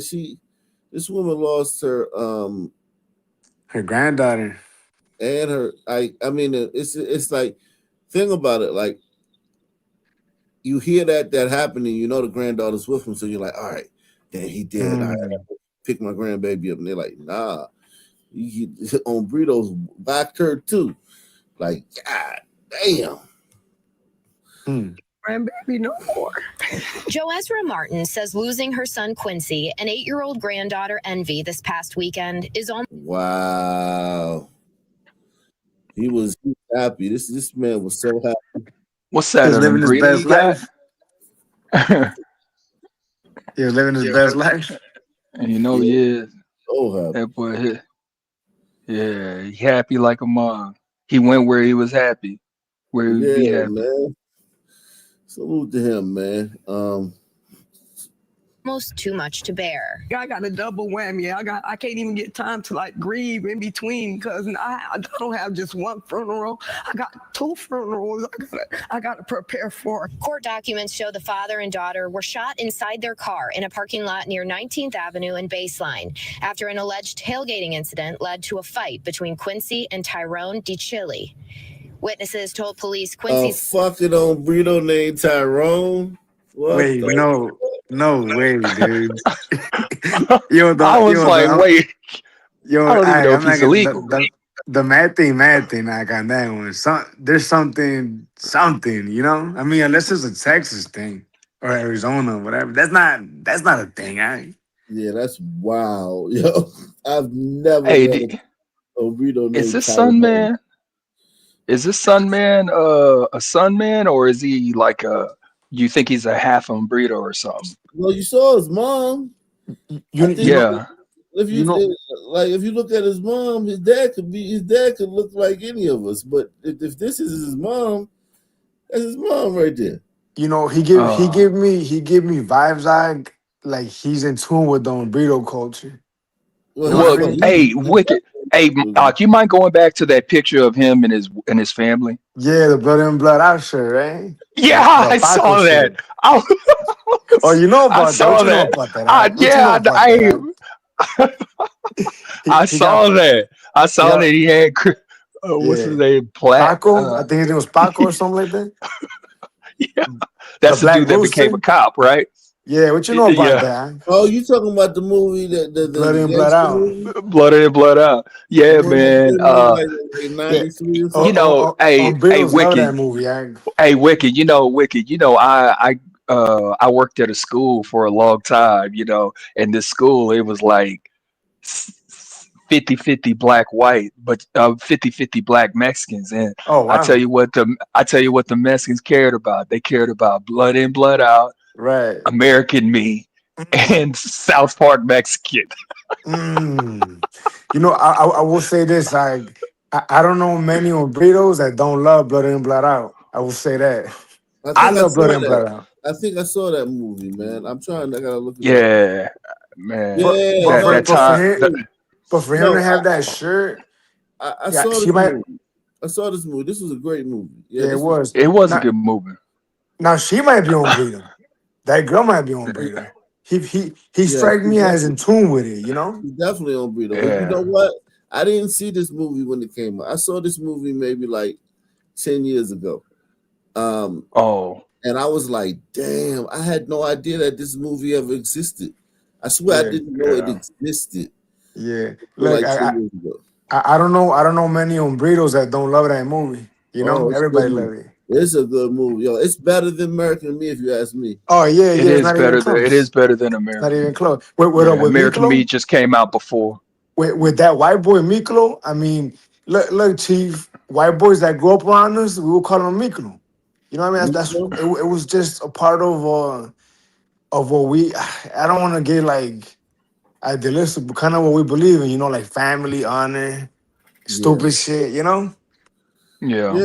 Honor. Oh yeah. One thing about y'all, man, that honor, man, that shit is like sons just do. Like we don't have that. Like when I get around y'all, like I went to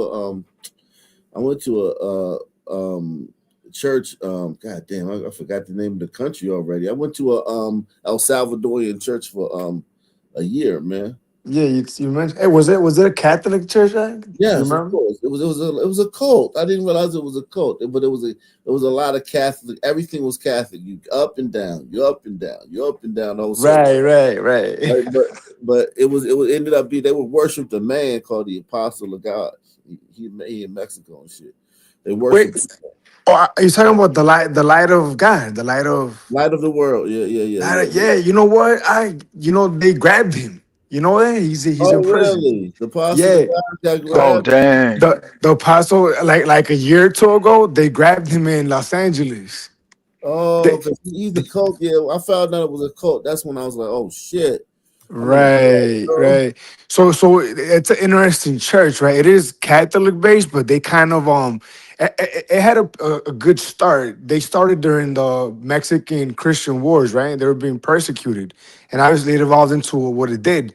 But they grabbed them for sex trafficking, Of child course. abuse. Yeah, Of sex course, trafficking, it child was a abuse. cult. It was a Yeah. cult. It's That's all what the it same is. thing. It's all Same they shit. always do the same shit. Cults always do. Yeah. The apostle had this thing going on where he would claim that he could. He was a prophet kind of thing, and people want to believe in something, I guess. Yeah. I didn't believe in I called on quick, but then I was like, because I was like, we worshiping him. Once because I was like, because my buddy, my homeboy, he would work with me at Home Depot, and the church was right across the street, right? Isaiah, my boy Isaiah, and he was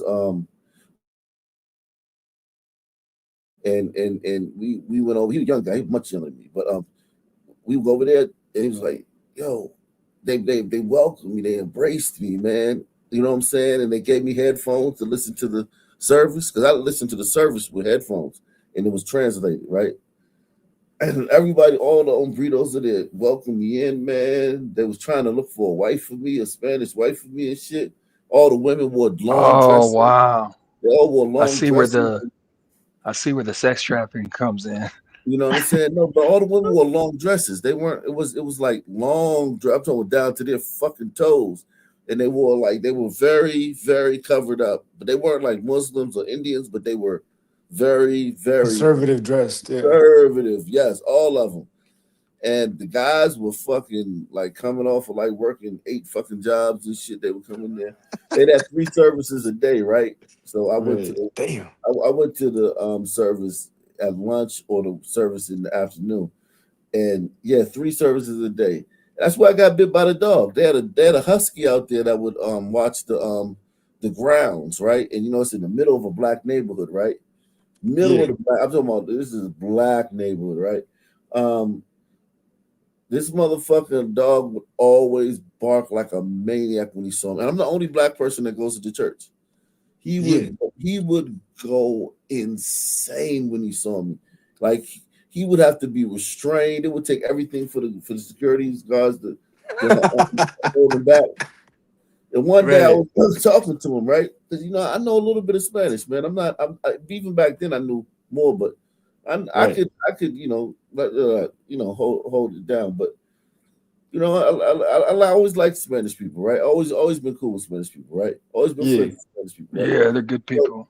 So Do it's good like business. yeah, exactly. So I'm over there shooting the breeze with the security guard, and this motherfucking husky jumped at me, bit me on my wrist, and bit me on my ankle so fast. Damn, I'm bro. talking about so fast. And I mean, I said, oh Lord, I was so fucked up off this shit. Because I was like, he could kill me if these like that dog, there was nothing I could do with that dog. Damn. Nothing. But So was it anyway, bad though? Did he get you good? yeah, he got me good. He got me good on my wrist. Got me good. Yeah, he got me good on my wrist and got me good on my ankle. But he was warning me. It wasn't like he was like trying to like go away. He just gave me 2 little nips. And Like Get Out, like that movie Get Out. yeah, he gave me 2 little nips. And I was like, oh shit. But prior to that, every time I went back there, he like went crazy. But after that, I think he kind of like just started, he just left me alone after that. Like, I mean, but I think that the people that would break into the church and stuff would be black. So like, and I'm the only black dude that comes back there. They might have trained him to, you know what I'm saying? But anyway, that's not the point. Anyway, here's the point. They worshiping the guy, not God. That's weird. You know what I'm saying? That's when it took me a few months to realize that, and I was like, oh shit. Yeah. But I stayed because it was and then I was just like, yo, and they would have these big things where they would have him on the fucking teleprompter. They had this big TV movie screen, and he would be like he would be like doing a satellite to all these churches and shit from Mexico and shit. Man. And they would go crazy. They would be like it would be like that would be like the fucking Pope and shit for them and shit. Yeah, you know, they said when the feds raided their complex in I think wherever in Guadalajara, wherever it is, they went into the basement and they had a hidden compartment to go to like a lower level. They had a safe with a shitload of money and Oh, drugs. cool. Yo, do you know the collection plate? They collected. I put a lot of money in that plate too, but I know that he got rich because these people worshipped him. They worshiped him, man, and they really tried to get me to worship him too. They were trying to make me worship, and I'm like, Yeah, you know, they said that he himself would tell children that to get intimate with him was to be close to God. So he would abuse children in that way, right? yeah, But I'm not gonna lie. But I'm not gonna lie to you. Typical. If I would have met them, right, and they would have told me service 3 times a day, I would have been like, "It's been real. Pray for me." yeah, 3 times a day, no sir. Yeah, it's crazy. yeah. I mean, listen. These people are good people though. It's not like Yeah, you gotta understand. they're victims too. To be honest, Yeah. they're manipulated They themselves. welcome you. They welcome you. They bring you in. They Right. not like it's not like you go to the church and motherfuckers looking at you cockeyed like who the fuck is that? You know what I'm saying? Like they You know, welcome you.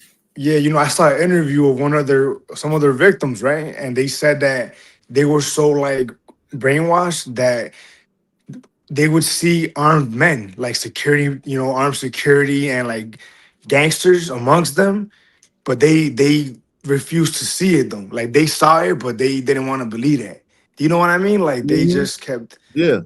So after the government, because the U.S. government was a part of that investigation as well. It was Mexico and the U.S.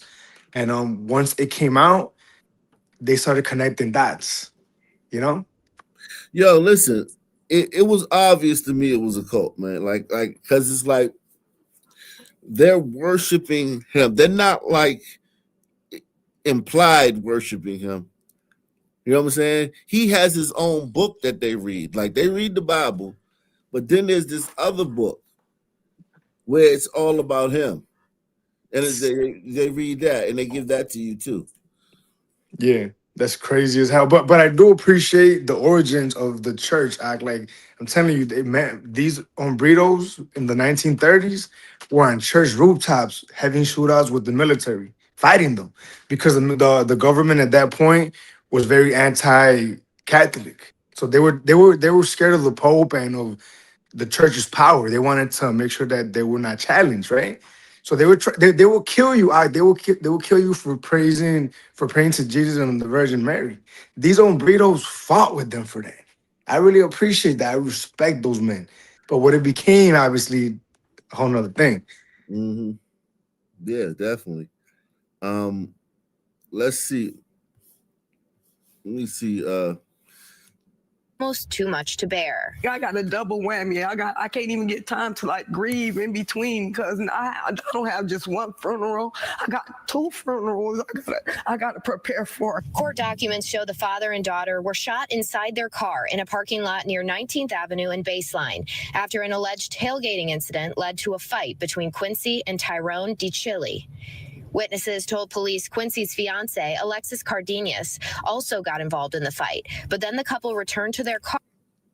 So everybody was there. Okay. Yeah, man, that's tough, man. You're getting into shit with your family. I know how it is. Think about it.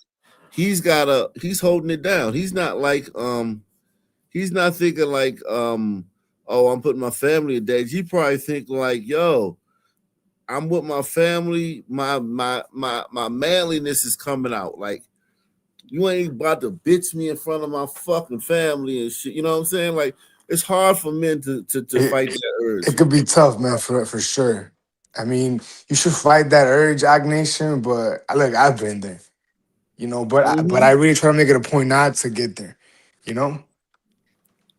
Yeah, definitely, without a doubt, man. It's like yo, you're protective. You got your little babies there, and some dude is still trying to like fight with you and shit and square up with you in front of your babies. That's what I carried mace for too. But it's like, you know what I'm saying, like. That's what I carry blade for. That's what you know what I'm saying. That's what people. That's why this guy probably, the other guy probably had a gun for situations like this.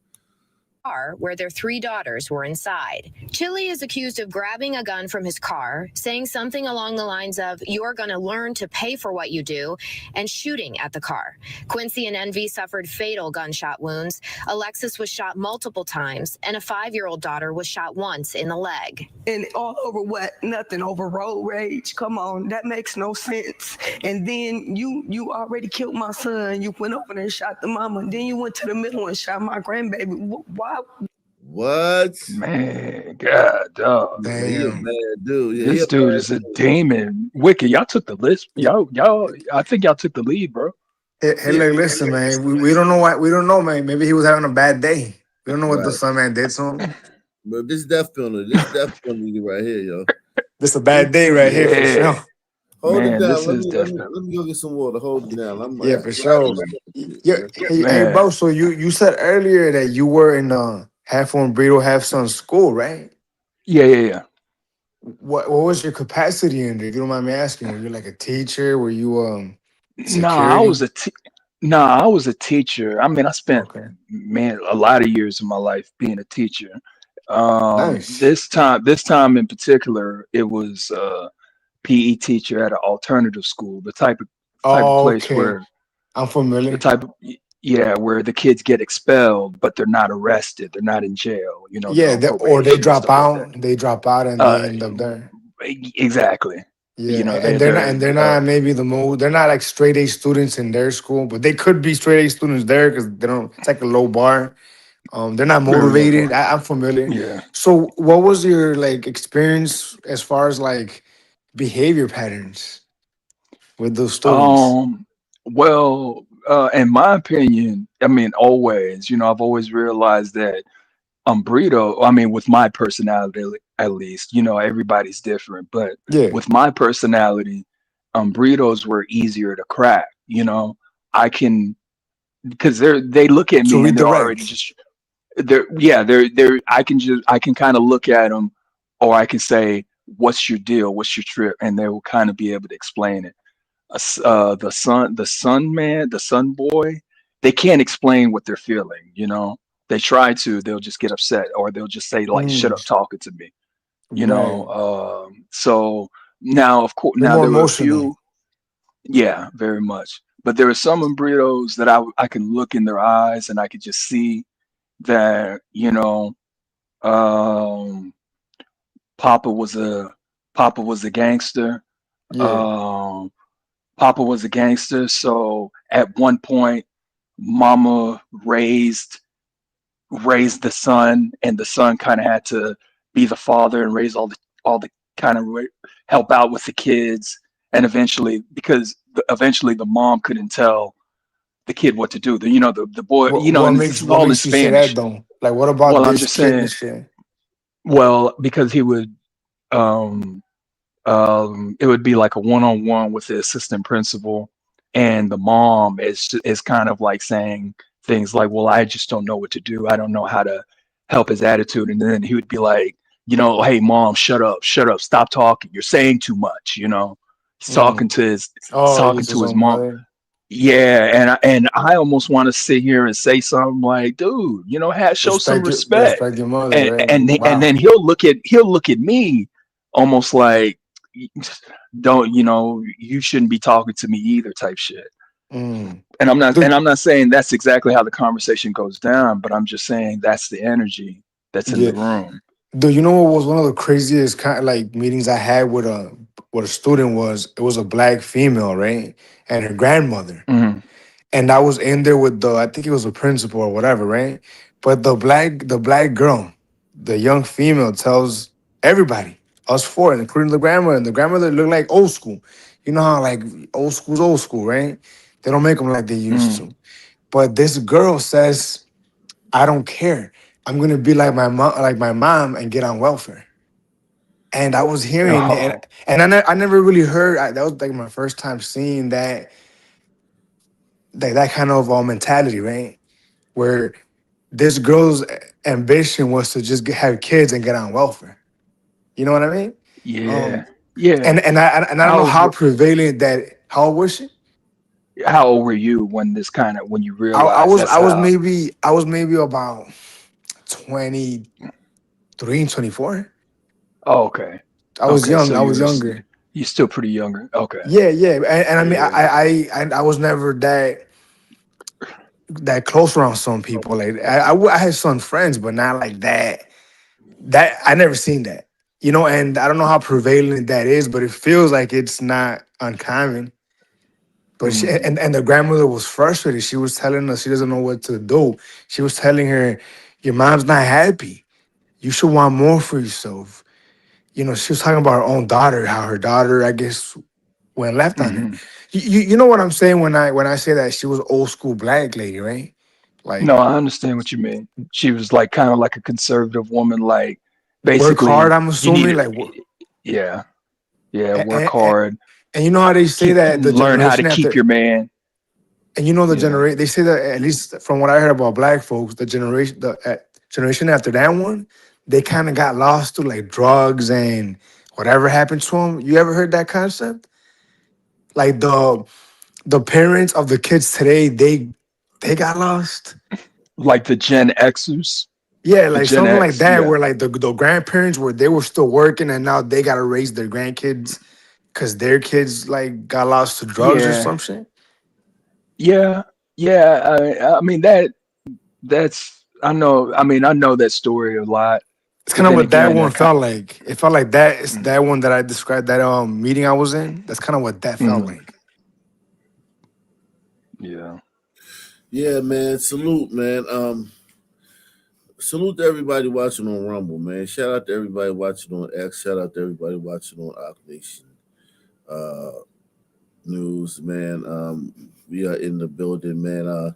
We're trying to get 20 people to sponsor tonight's show, man. If you do, we're gonna do a show tomorrow during the day, man.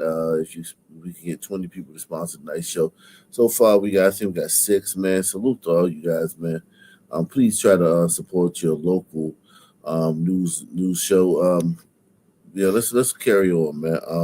Oh yeah, we got to get to this shit. After this, I'm gonna get to the main event. I'm gonna get to the main event after Would this. you shoot up a baby? Like she had nothing to do with whatever you and my son went through. Chili told police he didn't know there were children in the car until he saw the woman scream, "My baby," and saw her remove Envy from the rear passenger seat.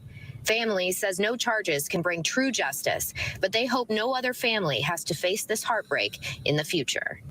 I just want to warn people, just please be mindful. And it's the holidays, so take a little bit more care of what you're doing. It's people out here, and it's people who got issues already with the holidays. They already not feeling good. So just be careful, because you never know what might happen. Now, Alexis Cardenas is heading into surgery tomorrow, and 5-year-old Navy, the younger daughter who Nice. was shot, she's going to be okay, but she will forever have that bullet in her leg. Now, we do have a link to the GoFundMe set up for the family. This will help with funeral costs and those mounting medical expenses. That's on our website, fox10phoenix.com. Reporting live tonight in Phoenix, Nicole Christine, Fox 10 News. Jeez. But you know what? This story is a perfect example of how retarded people that don't believe in the death penalty are. Right? Right. Because this is a perfect example of a guy that should be put down, right? You can't, there's no redeeming him, right? Like I don't think there's any excuse for what occurred. It doesn't matter what he went through in life. There's no fixing that. Like Yeah, why shooting the little girl, like shooting the guy is understandable. Got in a fight, and even though you got to go to jail for that, it's understandable. Then shooting his baby mother who got into the fight, maybe. But then shooting his 8-year-old daughter, like purposefully, it's just killing her. yeah. Yeah. And shooting a 5-year-old daughter in the leg. Right. And maybe Like he wanted to kill her. Maybe he wanted to kill her too. yeah. Look, there's no I don't care if he goes to prison and he like learns how to fucking actually read, or if he finds God in there, it doesn't matter because I don't think that he's redeemable. I think he's dangerous if and when he gets out. Yeah, he's always gonna be a danger, man. I want to show you this, man. TR's in the Man. back. Ooh, oh, Charleston White got jumped on stage the other day. We might have to Oh get him. shit. But Oh, yeah, that's funny. yeah, Oh you saw yeah, that. I'm glad you're talking. No, hell no, I had no idea about it, but I just see you changed the topic, and I'm like, oh yeah, I want to hear about this. This is Minnesota mom who called autistic boy 5 the N word in horrifying viral video. Remember, they got the GoFundMe, then they got through the NAACP, and they got like $300,000. Remember, Yeah, $350,000. But they never produced the boy, and they never produced the parents. Remember that? They never. There no. was Man, I never a hated press that. conference.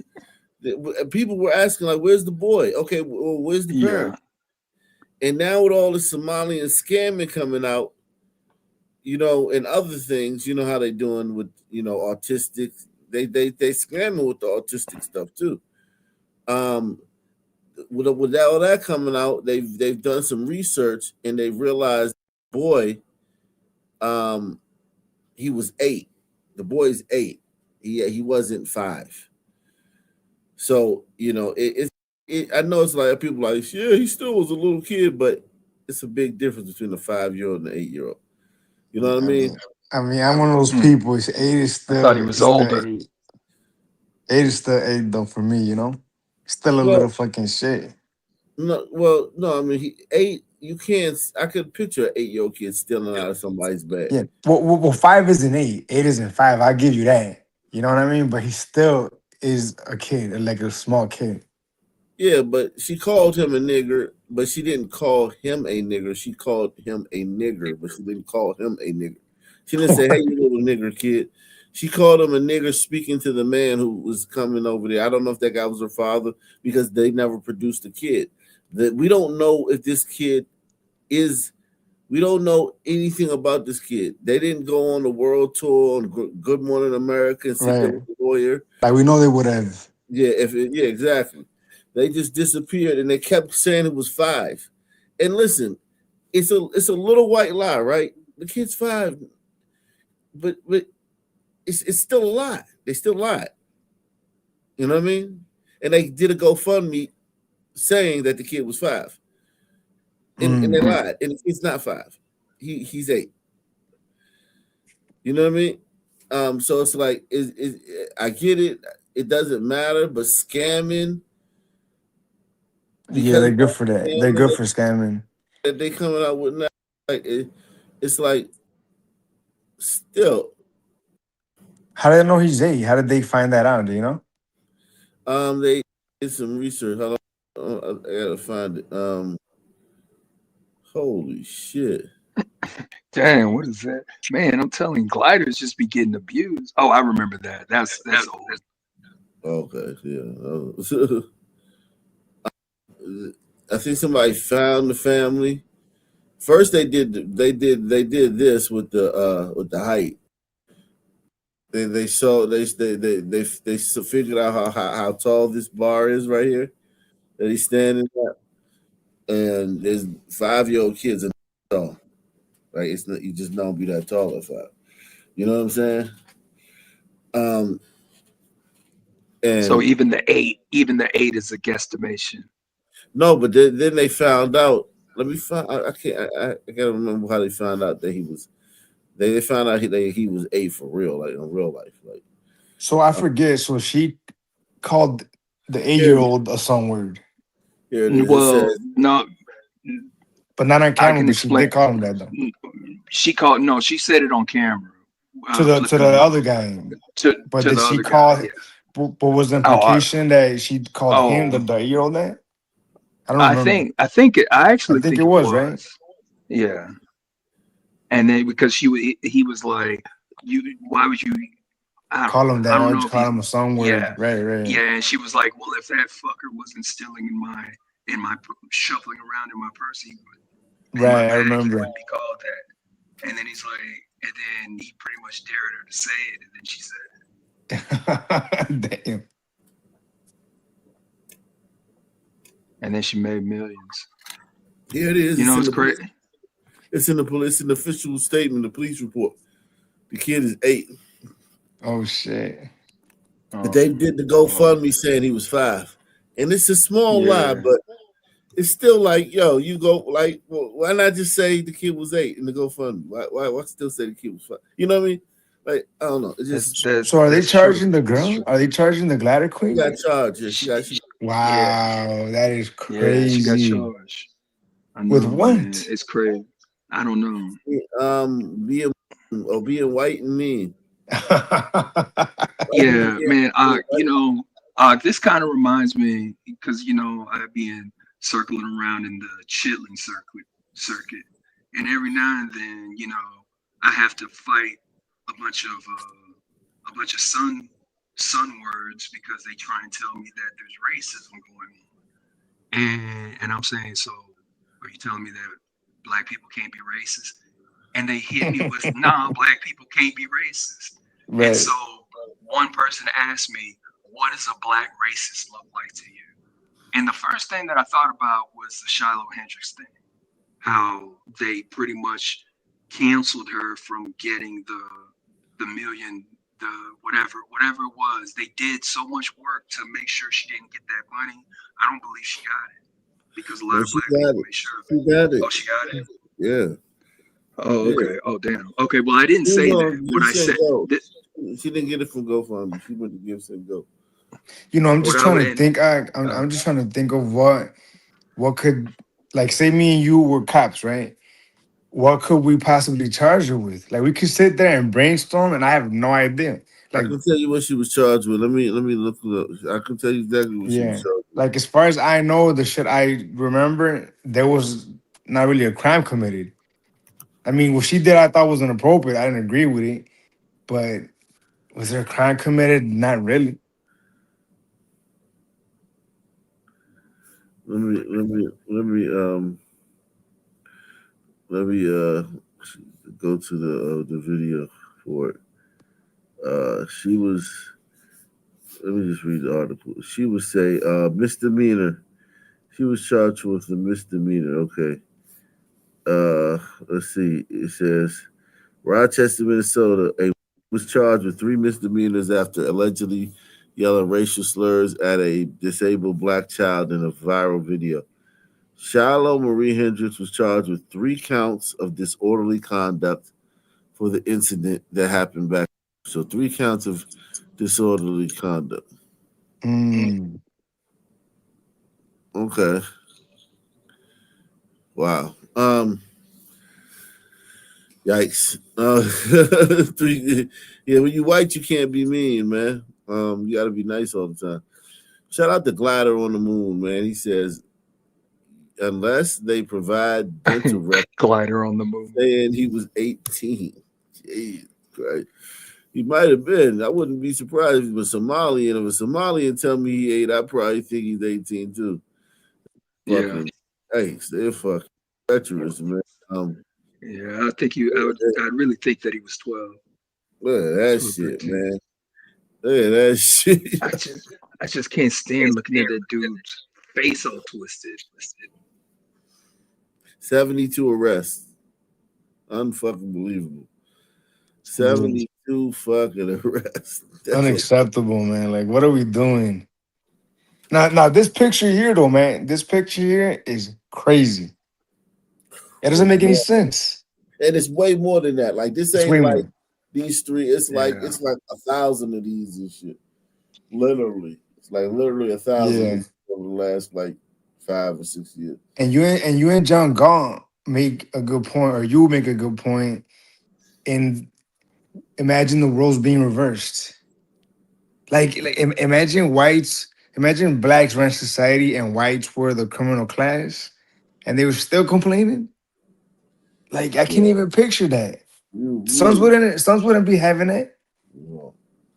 Hell no. No. Never. we would nip that shit in the bud. I was about to say that same word, nip it in. They would son man would nip it in the butt, if not the sisters. Yeah, and we would be brutal about that shit too. Brutal. It would be like that forever. Like, you know how like the whites did the Emancipation Proclamation? Niggas would never do nothing like that. We would just keep going on that shit for thousands and thousands of years. Eternity. Yeah, create way more ways that we would become superstitious and stuff like that. Yeah. This picture, man, I just find it's so deep, man. To me, I don't know, something about this picture here alone that is just like you have to just really soak it in, you know? Yeah. The middle guy is just real tough to look at. It's like you want to look away, but you kind of stare at him the entire time, like, what the hell? Ugh. I think if as a society, if we see a person and really a son man, right? Because that's what it is.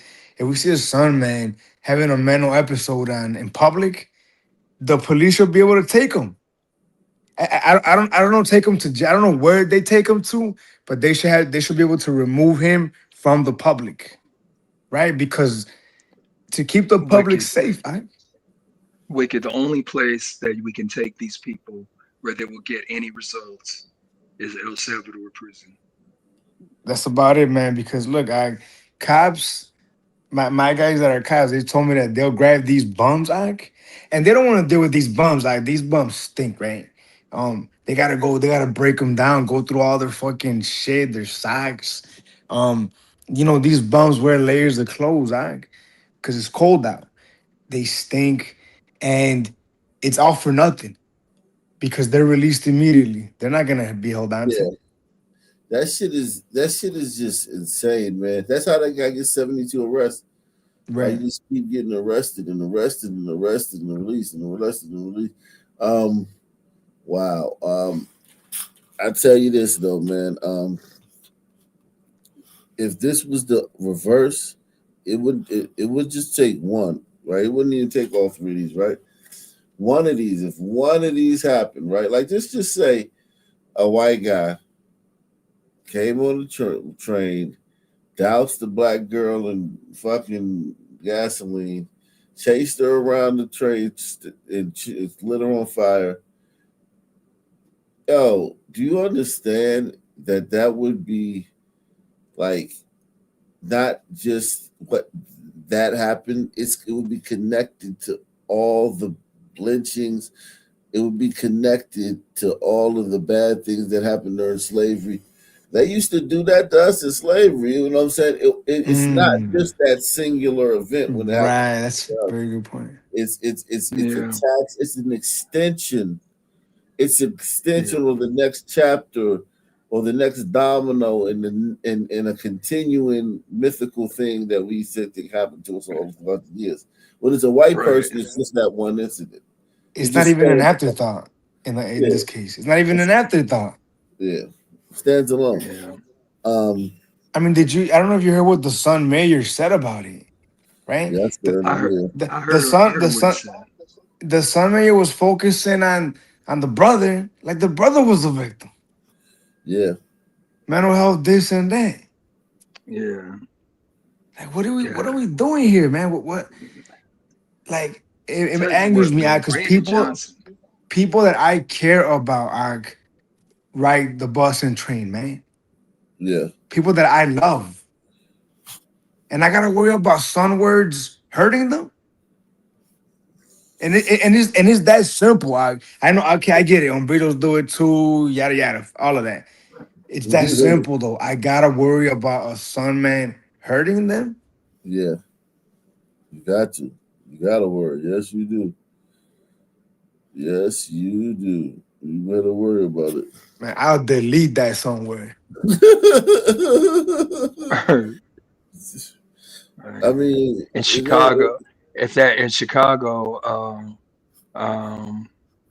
you delete, man, they going right after you. Yeah, look, trust me, I know. Legal weapon and all.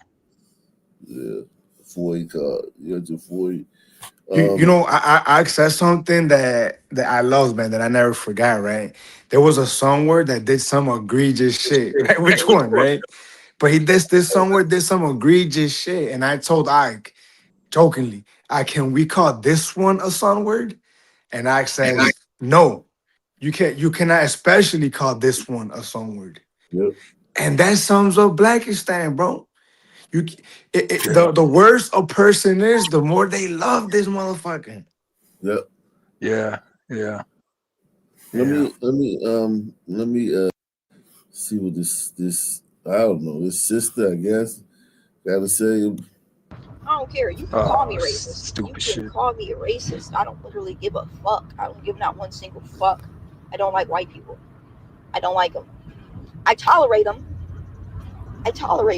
They cool people sometimes, depending on who the fuck I'm talking to. But as a collective, I don't fuck with them. I don't give a fuck. And I'll be racist. What the fuck? Bring back segregation immediately. The fuck? Separate me from these goddamn heathens. Like, I'm tired. I like her. I don't care. You can call me racist. You can call me a racist. I think she got that tragic mulatto shit.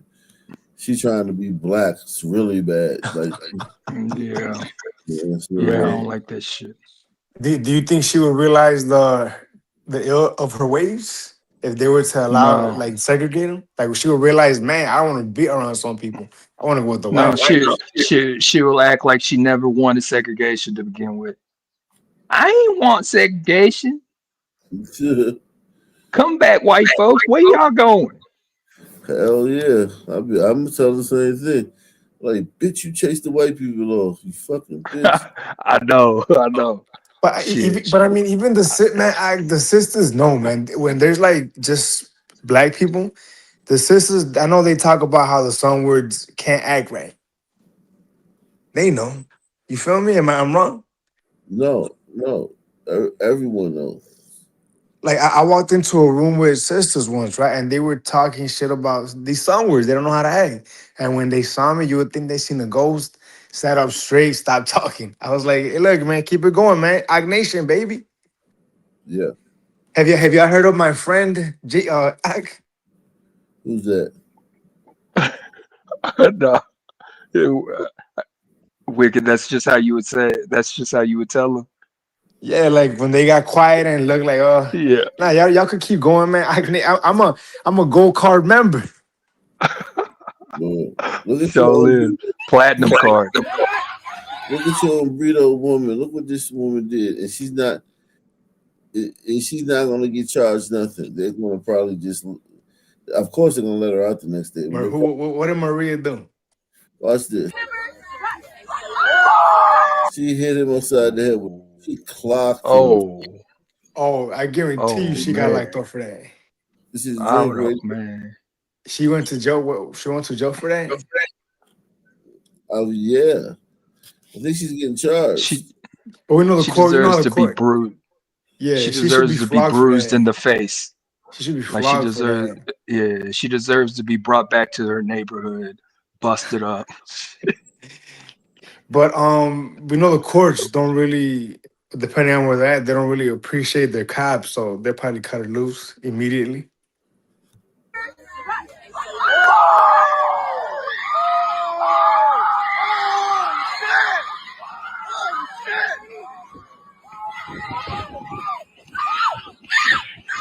Yo, what the fuck?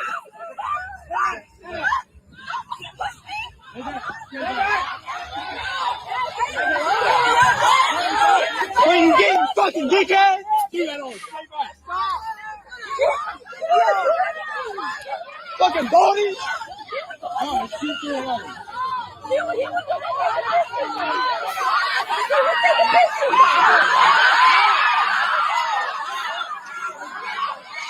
Fuck you! Fuck you! Yeah, you're right. Ain't nothing gonna happen to her. Yeah, she's tripping. Look, whether they like it or not, man, that female, that cops are like the main reason I think that they're not just getting fucking snatched off the street regularly, man. Because cops. I know. Speaking of cops, Wicked, what's going on in Mexico out there? What are you talking I about? seen Like the protests? y- yeah. I don't know. I don't know It, much seem, about it it, seems but like the protesters out there, they're on some other shit. They ain't doing what these liberals in the US are doing. right. I'm talking about they kidnapping cops. Oh, I They don't know about dragging them that. away. There's videos out there. I Yeah. mean, I assume that they're cops, but I'm talking about they are pulling the cops towards the mob. Jesus And I'm talking Christ, about when bro. they pull them towards the mob, you see people start swinging, and Very these cops, they dangerous. look like riot cops. I'm Yeah. talking about they're swinging. Yeah, Where they beating on them swinging? like a piñata, hitting them like a No, piñata, they hitting them in the nuts. right? They hitting the piñata? They going straight for the balls, bro, and Oh they're man, while that should be a pulling them. death sentence, bro. So That should be written into law. If you try to strike a cop in their balls, you should go to get the death penalty, bro. no, hey, Nah, there's I don't know, videos but I didn't out know they there were where that doing had. that. Yeah, man. Wow. I'm talking about. I'm talking about. They're not dispersing the crowd. The The crowd crowd is dispersing like, them. yeah. It's almost like the crowd is fire, and the fire is like just Taking consuming the over. cops. I, Yeah, I I heard they were mad. I think they're mad at the liberal government and they're tired of the yeah. corruption They're or some mad. shit. Yeah, they're mad at Scheinbaum. Shane Apparently, I Boom. mean, I thought. They're being anti-Semitic. I think they are. She I could think probably. they I'm sure. are. I mean, if I was her, I'd claim it. Why not? It's worth a shot, Why right? not? Why not? Just tell shoot. I'm Old telling you, reliable. all she needs to do is start saying that she stands with Israel. I'm telling Oh watch yeah. how quickly they disperse. I never heard her thoughts on Israel. Now that you mention it, I'm gonna look that up. I wonder what she thinks about it. They all have the same thought. But she's kind of a liberal They though. all have the same thought with it. Yeah, that's true. That's true. I mean, I have heard Jews speak out against what Israel's doing, but I mean, I'm talking about that Yeah. specifically, like the Yeah, genocide. they're technically, they're speaking out against that. I don't even think they care about that. It's just that they want a regime change. But Right, but most of them. because of the genocide, I thought. Yeah. Well, no. It was before the genocide. They were calling for Mm, regime change. The genocide made the the August 7th or October, whatever date it was. That just kind of put everybody back in focus to supporting that one cause. But nah, they've been wanting the prime minister of Israel out yeah, yeah. before then.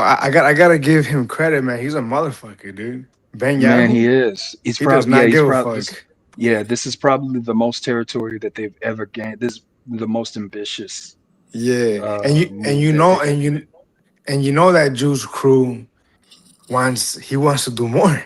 He's probably holding Oh, back. he This is him wants to do showing more. restraints. No, he's already doing more. But I guarantee you, he wants to It's a do even more. desperate. Oh yeah, Yeah, he yeah. does. I mean, look. But not even him. I mean, there are other people Yeah, but he's like the involved that face of it, right? I think I've not known even I've necessarily. known him for He's a the while face now. of it. Yeah, He's he's the been face of it. I've known I know he's been around since like the 80s, 90s, but I know Mhm. like in the 2012 or 14 or something. I remember they had a bombing campaign and he was like I forget why they did it. They're Well, always fighting over it. even before Netanyahu, Ben Gurion, Yeah. that was back when there would be people throwing rocks at the military tanks, Yeah. and then the military tanks would just turn the tank and just blow the person away Right, from a rock. right. They say it's You know, justified. yeah, and that was before Netanyahu. So this been going on. Yeah. It's been It's gonna going keep on going since on. forever. And it's Yeah, gonna be going on forever. it's just that Netanyahu, he has taken the the biggest leaps. You Yeah, know, he's and I think he's like the present moment, so it's kind of more like more in your face because it's happening as we speak, you know. it But I is, wonder, and I because wonder it's what, happening. I wonder what Mhm. she thinks about it though. But she sounds like she's busy though. Shane Boom, she sounds like she got her hands full right now. It does You sound know. like she has her hands full, and it just and I just can't get over the how many assassinations there were Oh before her yeah, becoming the nominee. You know, yeah, that dude. just blows me away. Yeah, but you know you're right, dude. They say this campaign season in Mexico was the worst one as far as assassinations, dude.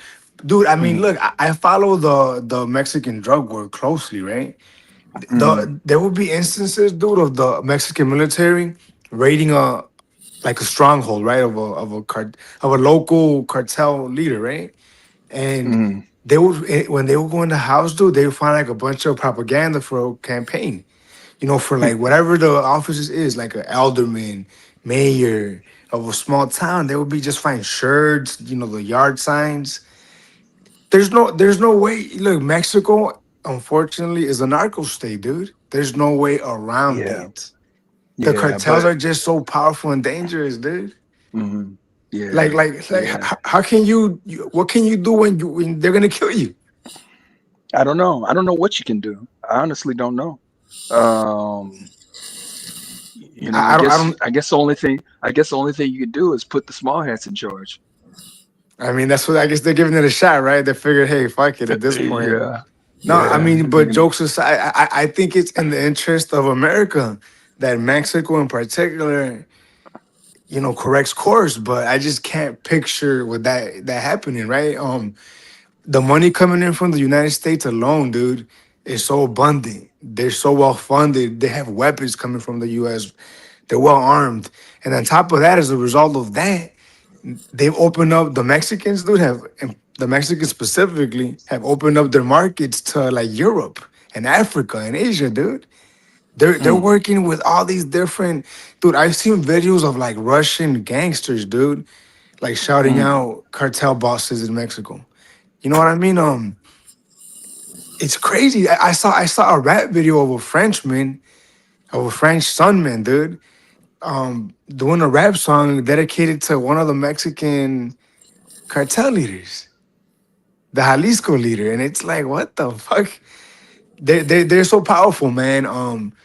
And it sucks because as long as that's going on, I hate to break it to the gliders, but the breeders are gonna keep migrating here to get away from it yeah, and possibly bring it, right? I mean, that's always there.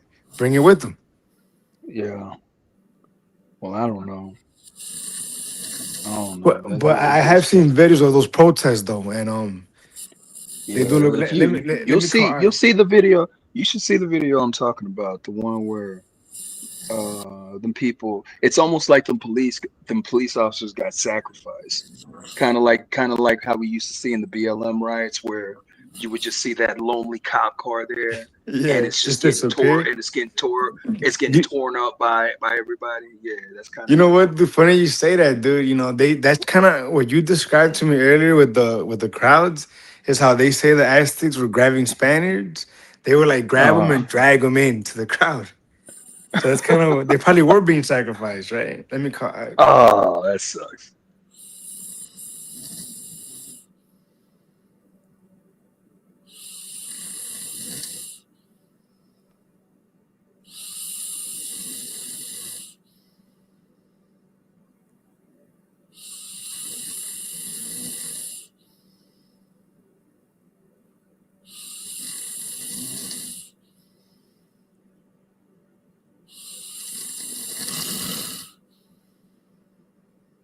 Yo, can you hear me? Agma's got the phone on vibrate or something. Nah, it went straight to voicemail. Oh, So his phone is oh, So hold up, bro. Earlier you were I was asking you about like behavior patterns, right? So you mentioned right. like you mentioned like anger issue, like the sons were more emotional, right? Hmm. What else would you see? Like what other? And I know you did Uh, say. That the burritos were more like prone to obedience, right? Like to redirection. Yeah, yeah, they are. I mean, it just I think that burritos are more observant. Um, um, and maybe a little the because I think that there's I subbed at a school because even though I have a primary job, I still substitute or whatever. So I subbed at this alternative school just a couple weeks ago, and I realized, man, I can't tell the difference between because well, this school is like elementary to high school, but I was on the high school side, and I realized that the kid like the kids that were the girls that are in high school, I can't tell if they're the adults because a lot of the adults they would wear the school shirt, to work, and then the glider teens, they're kind of wearing the school stuff too, but they look grown. So I would almost look at him and I'm just like looking and I'm like, okay, I'd be like, I imagine she, I don't know. I don't know. I think that burrito women might have a problem in the house when it comes to maturing, and then maybe some men in burrito like finding it out and exploiting it. What do you I mean? don't know if that's a thing. I don't. It's just a theory that I had. It's just a theory, but I What can't was it really tell again? that. I don't even know if I can really explain it. You said on But Bridges had a issue like maturing. well, no. It seems like an Yeah. umbrito girl will pass for an umbrito woman that's like 30 or 35, You mean like and their they looks or their behavior? no, their looks, just looking at them. You would assume that this woman is a teacher, but no, she's actually a student. So are you saying that Uh, because they look like older, like in they a good or just a bad look. way, or much I or like mean, their more. bodies? Yeah, more like. I mean, I don't know if it's. I don't know if it's good or bad. Yeah. It just. It's just something that I noticed. Yeah, I mean, I think on breeders, and I mean, I'm biased in this one for sure. Is I think on breeders are feminine, like they can be like womanly. Hmm. Um, if I'm not No, I if think I'm not, so. I think so too. I think so too. and I know on breeders in particular, generally speaking, they take on that role for sure, like of a Hmm. woman in the house, like they're taking care of their siblings, they're cleaning, they're cooking, you know. Hmm. Do you think that there is with an let's just say an umbrita teacher? Do you think that an umbrita an umbrita middle school in middle school or high school, do you think they look at the umbrita woman as like a competition, or do you think Mm, they look at them? Do you think maybe they in look high at them school, as okay, or do maybe you in think high they look school, at them? Okay, go but ahead. not middle school. Middle school, they're still kind of young for that. Okay. They They're still still look like at them they're still little kids in as that sense. But when they're in high school, they might, they might. Yeah, I could see it happening with all girls though. Like, but on I Breeze, I can can see it for too. sure. Okay. But I think Yeah, on man. breeders, like they take on a lot of responsibilities in the house Yeah, anyway, and maybe that gives them that maturity, I think perhaps. so. What would you see Yeah. from what would you see from the sisters on the It's different, that the energy It's was like different? they're well, yeah, it is. It is. They're uh it's just childish. They're how some teens are. They Yeah, it's like or raw at energy, least right? Yeah, and they like to kind of laugh and almost make themselves noticed by getting up, moving the desk, and saying, can I go to the restroom? And then they come right back. Can I get some water? And you're Mm, like, well, why do you have to be the loudest person in the room? right. Y- y- But when it comes to umbritos though, I I work really good with. I always felt that I worked really good with them. I always felt that they looked at me and they kind of already looked at me as not the op. And so they would, Like an adult. and of course they would, of Mm, course they would ask me questions.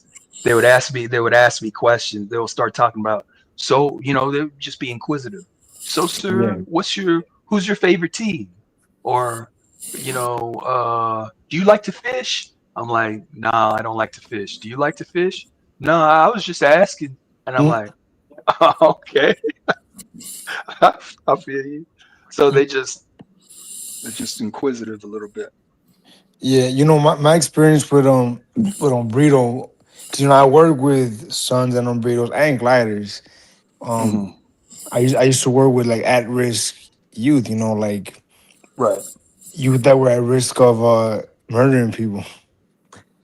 But I mean, yeah, simple as that. But even those Umbritos, even like our worst, they were still very like useful. Like they were like helpful. Do you know what I mean? Hmm. Like I would have them like sweep. Like sweep, they Yeah. would want to sweep for me. Like, hey, sweep, bro, or like mop for me real quick. Yeah. And they would do it. Like, what Yeah. can I do? How can I help? Yeah, do this Yeah. for me. Do that for me. The son kids, not so much. There Hmm. were like some that were helpful, but for the most part, it was like a 180 from each other. Yeah. No, I get that. I get that. You Would, would know, you um, go ahead. What were you about to ask? would you ever see any conflict between like the two groups Conflict? I between mean, each other? yeah, if it was like kind of like gang related, because Okay. it would be, I at the time that we're talking about, maybe back in the 2008s, 2010s, that's when I was working at the alternative school. So there was a lot of kids that I was dealing with that would say that they're representing a blood or Pyru this, Crip that, and then you Right. got the Hispanic, you got the Umbritos. They have their own little gangs too. I don't know. I don't really know them all, but I just know that they have them. And there are Right. some of them. There are some of them when they come in there for whatever reason, everybody knows them. Everybody knows who they are, and a bunch of people are walking up to them, giving them handshakes. And I noticed that in Brito, it's not like he's disrespectful to me, but the dude sure is staring me up and down or whatever. And Britos like that, not only are they gonna fight, but they're gonna get probably about three others to fight. So so it was very rare, but when it came to the black people that were on that gang banging stuff, they wanted to do that all the time. They want to do that all the time. Uh, it's just that it was just kind of rare when you would see the burritos pop it off, but they would. Yeah, yeah. They're pretty dangerous too, man. They're Hmm. also retarded. Yo, let me ask you Yeah, this, bro. This is like a random question, right? And if you don't mind me asking, you grew up Christian, right? I did. What denomination? Baptist. Baptist. Mm. So is Baptist is that one of the churches that where they dance, right? Um, well, I only went to white churches, so we they pretty much do the praise and worship part and the first part of the act, and then the pastor finishes it out. So growing up in high school, or it was a church with a choir. Nobody dancing around. Now, of course, if you go to a Southern Black church, that's what they do. It's a Yeah. church of hey, we all need to feel good. We need to feel good Right. and hear a good message. Now, in yours, would they speak in tongues? In the ones you grew up in? No, no, Okay. never, never, never, not. But I've been to churches where they would do stuff like that. And They and weren't. They were weren't those church. were Baptist? I think they would be. I think they would be. They would be considered Southern Baptist churches. Okay. So how come you Yeah, why how'd you end up in like a glider church and you've never been to a sun because church? no, because my parents. I'm a tether, of course. So my parents, we went to a white church. That's where we went, and that's where we went when I was in the third grade. We stayed in that church throughout high school.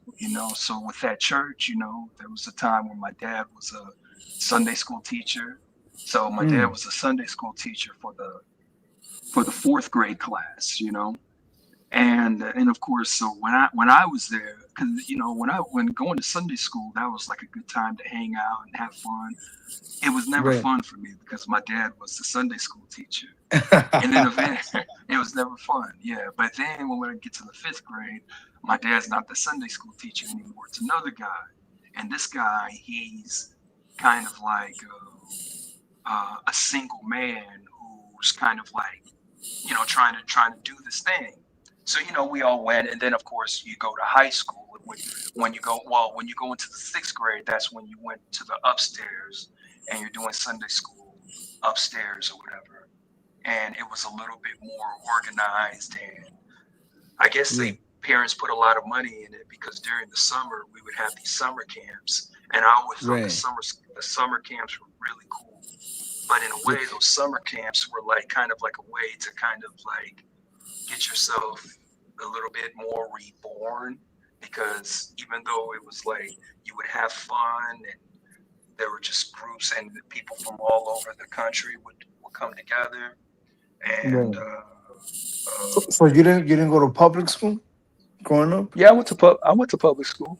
Oh, but just Sunday school will be with the church. Yeah, yeah. I was just talking about church specifically Oh, okay, okay. So because I went to church every Sunday. yeah, yeah. Growing up, did you know many Catholics? Not really. Mm, no, not really. Not really. Yeah, I When was I telling. No, go ahead. Go ahead. Well, when I was born in Corpus Christi, we went to we went to no, we didn't even go to a Catholic church then. It was called it was First Christian. The name of it was First Christian Church. So I guess that would be considered a Baptist church as well. Right. Yeah.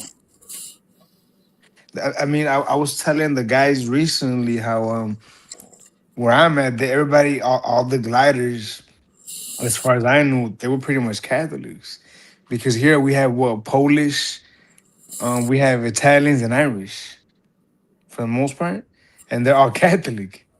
But to be fair, I Yeah, that wasn't makes going around sense. asking people, like, "Hey, what are you?" I wasn't asking necessarily, right?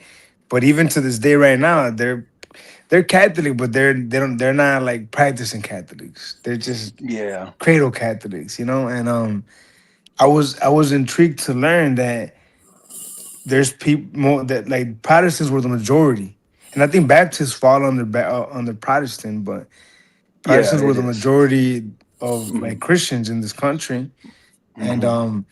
a lot of gliders never even met a Catholic, and that when I heard that, it tripped me out because again, I was like, man, that I didn't know that was a thing. Everyone I knew, and again, me being in Obrito, where everybody's pretty much Catholic for the most Right. part. I know friends that were not. Their parents were some other shit, but that just got my attention. Yeah. Yeah. So, of course, Catholicism. I mean, I like the concept of it. My wife who's not, my wife who was brought up like Nation of Islam kind of person. So Okay. Really? you So could say that she's Muslim. yeah, she's Muslim. Yeah, she won't eat pork. She Yeah, cooks me pork, but is she still a Muslim to this day? I mean, I would say she is. The teachings that she has, they just don't go away. It's there to Yeah, stay. yeah. I can understand that. So, but my wife did say that she would be, because we don't have children yet, but she said that if we do, when we do, that she would like it to be a Catholic school, Catholic church that we go to. Really? And I'm like, that's what she said she would be okay How does with. that make sense? Well, I mean, it makes sense for her because my wife has a bad taste in her mouth Islam. for Christians. Okay. Not for Christians, but For for Baptist. the Protestant Christians, because she thinks that they're stupid, and she thinks that they are kind of like, I'm not going to say on that fisherman stuff, but kind of sort of on that fisherman stuff. So that she thinks that they're very pro-Jews crew. Well, Pro it's not that Zionist. she thinks. It's not that she thinks that they are. They are. It's like The she the knows that evangelicals, right? The yeah, evangelicals. evangelicals, yeah. They really Yeah. believe in the whole Zionist shit. Yeah, and so they're gonna follow, and she knows that they're gonna kind of just follow that until the Zion is complete, whatever it is that they Right. have to do. For the So second coming. yeah, so because my wife knows all that, and she's kind of known all that like since like the age of like 13, 14. I think that's why she's saying, I would like to if we're going to raise our children in a church, it's going to be a Catholic church. Because the Catholics don't have that kind of belief. They don't have that evangelical belief. Right, right. So what do you think about that? About that idea? Are you okay with that? Is that what you want to do too? I mean, well, the thing is that I know how the Catholic Church is. It's like they're gonna make you put that work in, Yeah. They're gonna and so it's like, that's pretty much it. I would have to, do the classes, do the But it's whatever it not is. even like that hard work though. It's like it's quick. You No, know what I I don't mean? think. Of course it's not. And then once you do it, it's like it's pretty easy, dude. Like it's not very No, demanding. It's very yeah, forgiving. The I Catholic know. Church is very forgiving. It's like, do you repent? Yeah, I do. Did you confess? Yeah, I did. Okay, you're good. Right. But I mean, a sincere repent, not like some bullshit repent. Of course, Is yeah. the idea. Yeah, no, you just have to believe in it. You have to, That's interesting though, that you guys are both considering that. I think that's cool. yeah. And look, I gave you the reasoning why for it too. Because that will, if my wife just hopped on the microphone right now, that's what she would tell Yeah. you. The Zionist angle. Yeah, the evangelicals, and then she has one of her friends is like one of her friends for a long time. Yeah. They're like on that Brandon Tatum type shit. What is he? And He's a Protestant? no, it's not that he's a Protestant. Oh, he's a super pro. He loves the Jews. Yeah, It's fucking annoying. It's annoying. And Did you see what Nick Fuentes said about that? He treated his ass. Well, yeah. I mean, He's doing it for free. Funny as fuck. There's no way that he's doing it for free. That's impossible. But did you see what Nick Fuentes said though?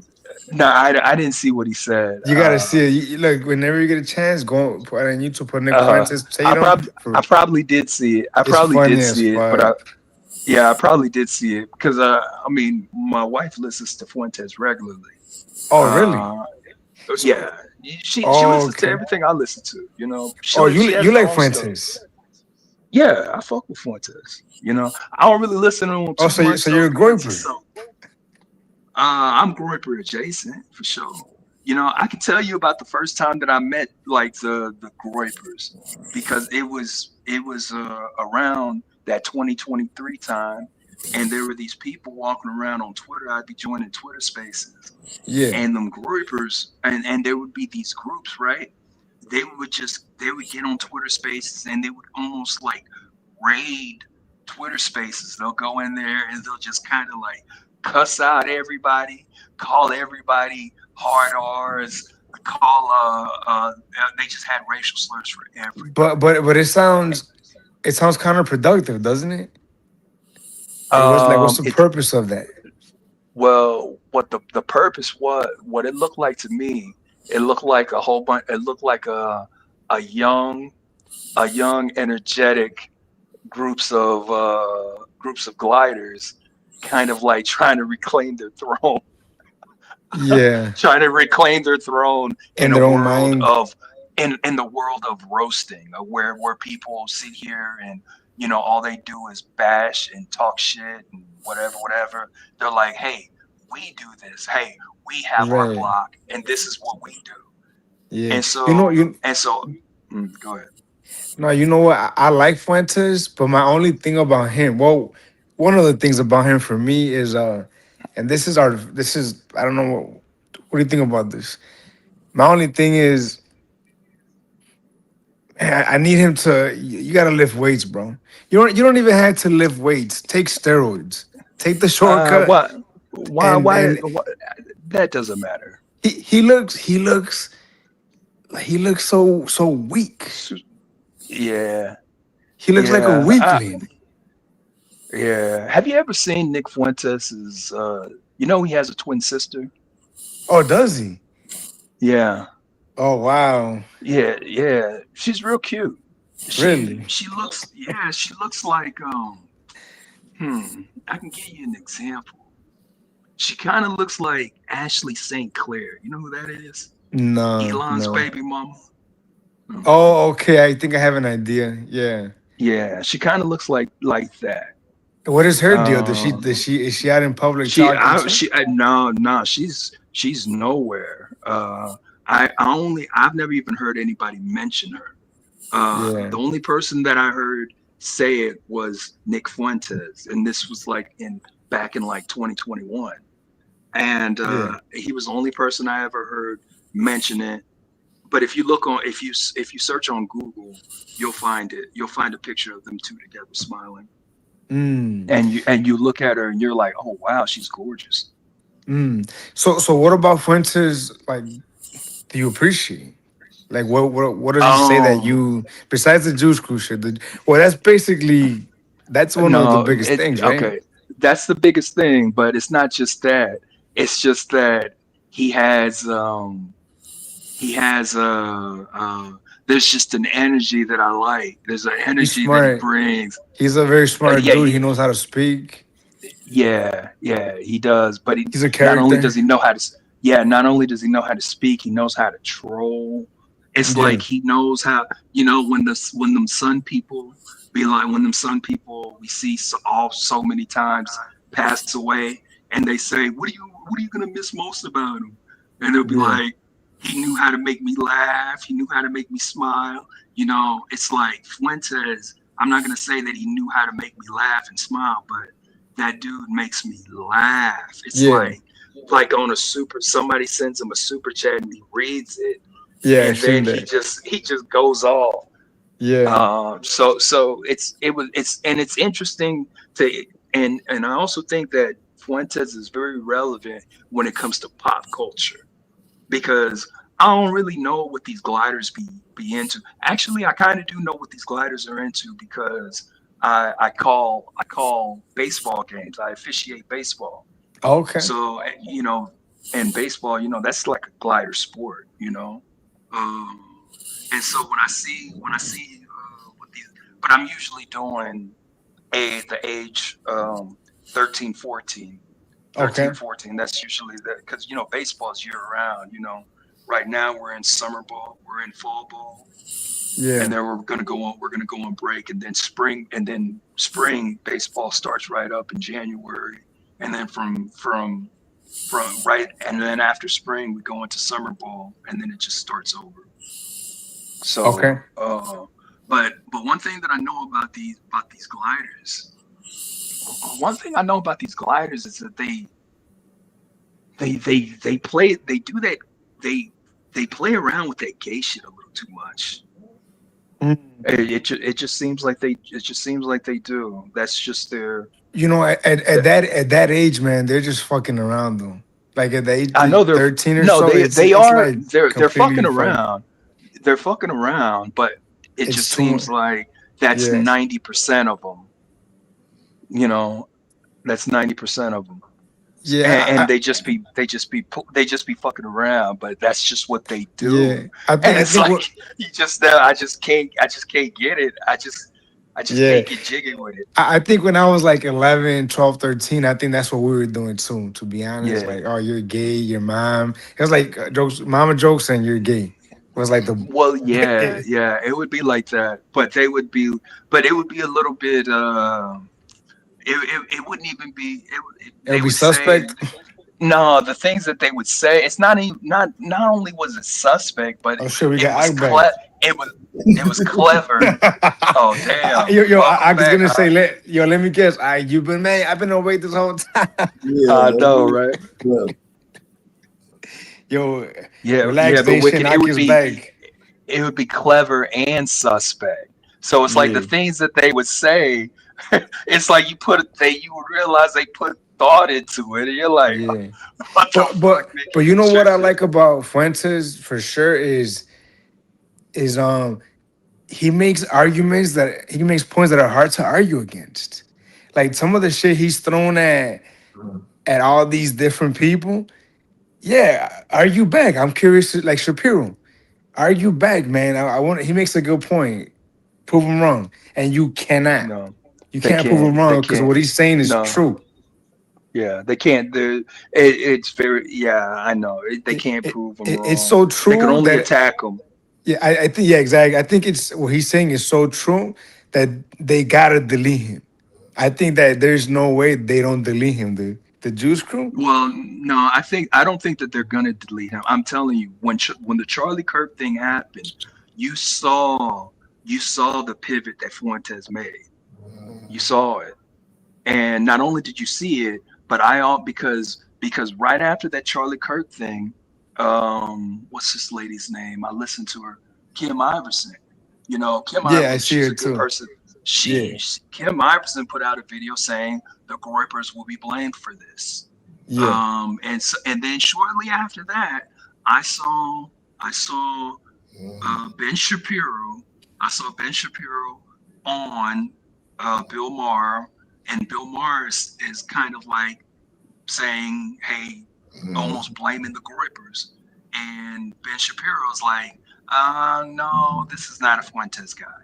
This is not a Fuentes guy, and the only reason I know that is because this guy murdered Charlie because Charlie was extreme. Nick Fuentes people, they think that Charlie's not extreme enough."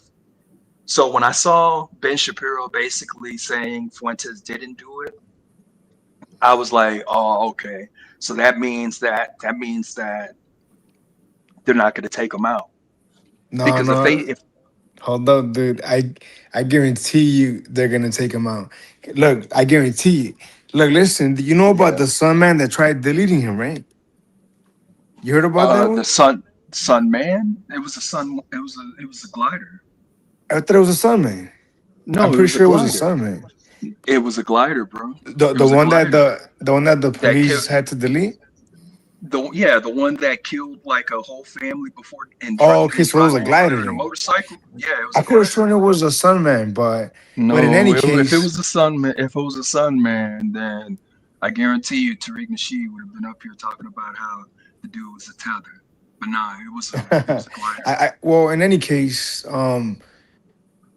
think about. I think that's how they're gonna delete him. The same way with Charlie, I actually. mean, that no, I don't know the Think whole about how Charlie. this person traveled across state lines to go delete this dude. Yeah, no, I know. I And, mean, he did, and he didn't even make it to the door. I thought he did. I thought he was knocking on the door. Well, no, he was knocking to the door. He was knocking on the door, but I guess what I'm saying is he didn't make it In the inside the door. house. Yeah. Yeah. The police came. So it's like, yeah. So But it's like the police came. He was looking. Apparently, Fuentes was looking at the guy security camera. while doing his live stream. Yeah. And then this dude, shot two the neighbor's dogs. Oh, did he? Yeah, the neighbor had two That, pit bulls. that's how you know he's a scumbag. Yeah, I know. And then people ain't even talk about that. Right. People ain't even. They ain't Cause talk they, about it when it happened. cause they hate him. Cause they hate that dude. I'm telling you right now, dude. The way I think the Juice Crew works is they're able to pull emotional strings of people, right? Just throw information out into the social media, into the mass media, and into the mass communications, and people will react to it whether they realize it or not, dude. And they'll act upon it. If they say enough times, oh, he hates alphabets or he hates sons, and just keep throwing that on there. He hates Juice Crew. He's like, he hates. He's a Hitler. He's a Nazi. Yeah. It'll motivate one of these people to go delete him, dude.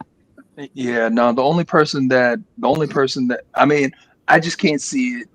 I can't see it happening. The only person that would be the one to take him out would be an actual smart, But anything's possible. Trust me, anything's possible. Yeah, for sure. But What do you think about Fuentes saying that he's an incel? I'm not a fan of the incels, dude. Personally, there's no excuse to be an incel. Hey, look, I remember on Facebook, I realized at first I didn't think the whole incel thing was a thing. I thought that everybody kind of, took what they can get kind of thing. Yeah. And then I remember I made a comment. I made a comment on some dude raging. Some dude, he wasn't raging, but he was just kind of like sitting here. He did like a little video, and he was like, oh yeah, so this woman that I just was desperately into when I was in high school, I saw her I saw her 7 years later. I see her, and she has like 2 kids, and she tells me, hey, what's up?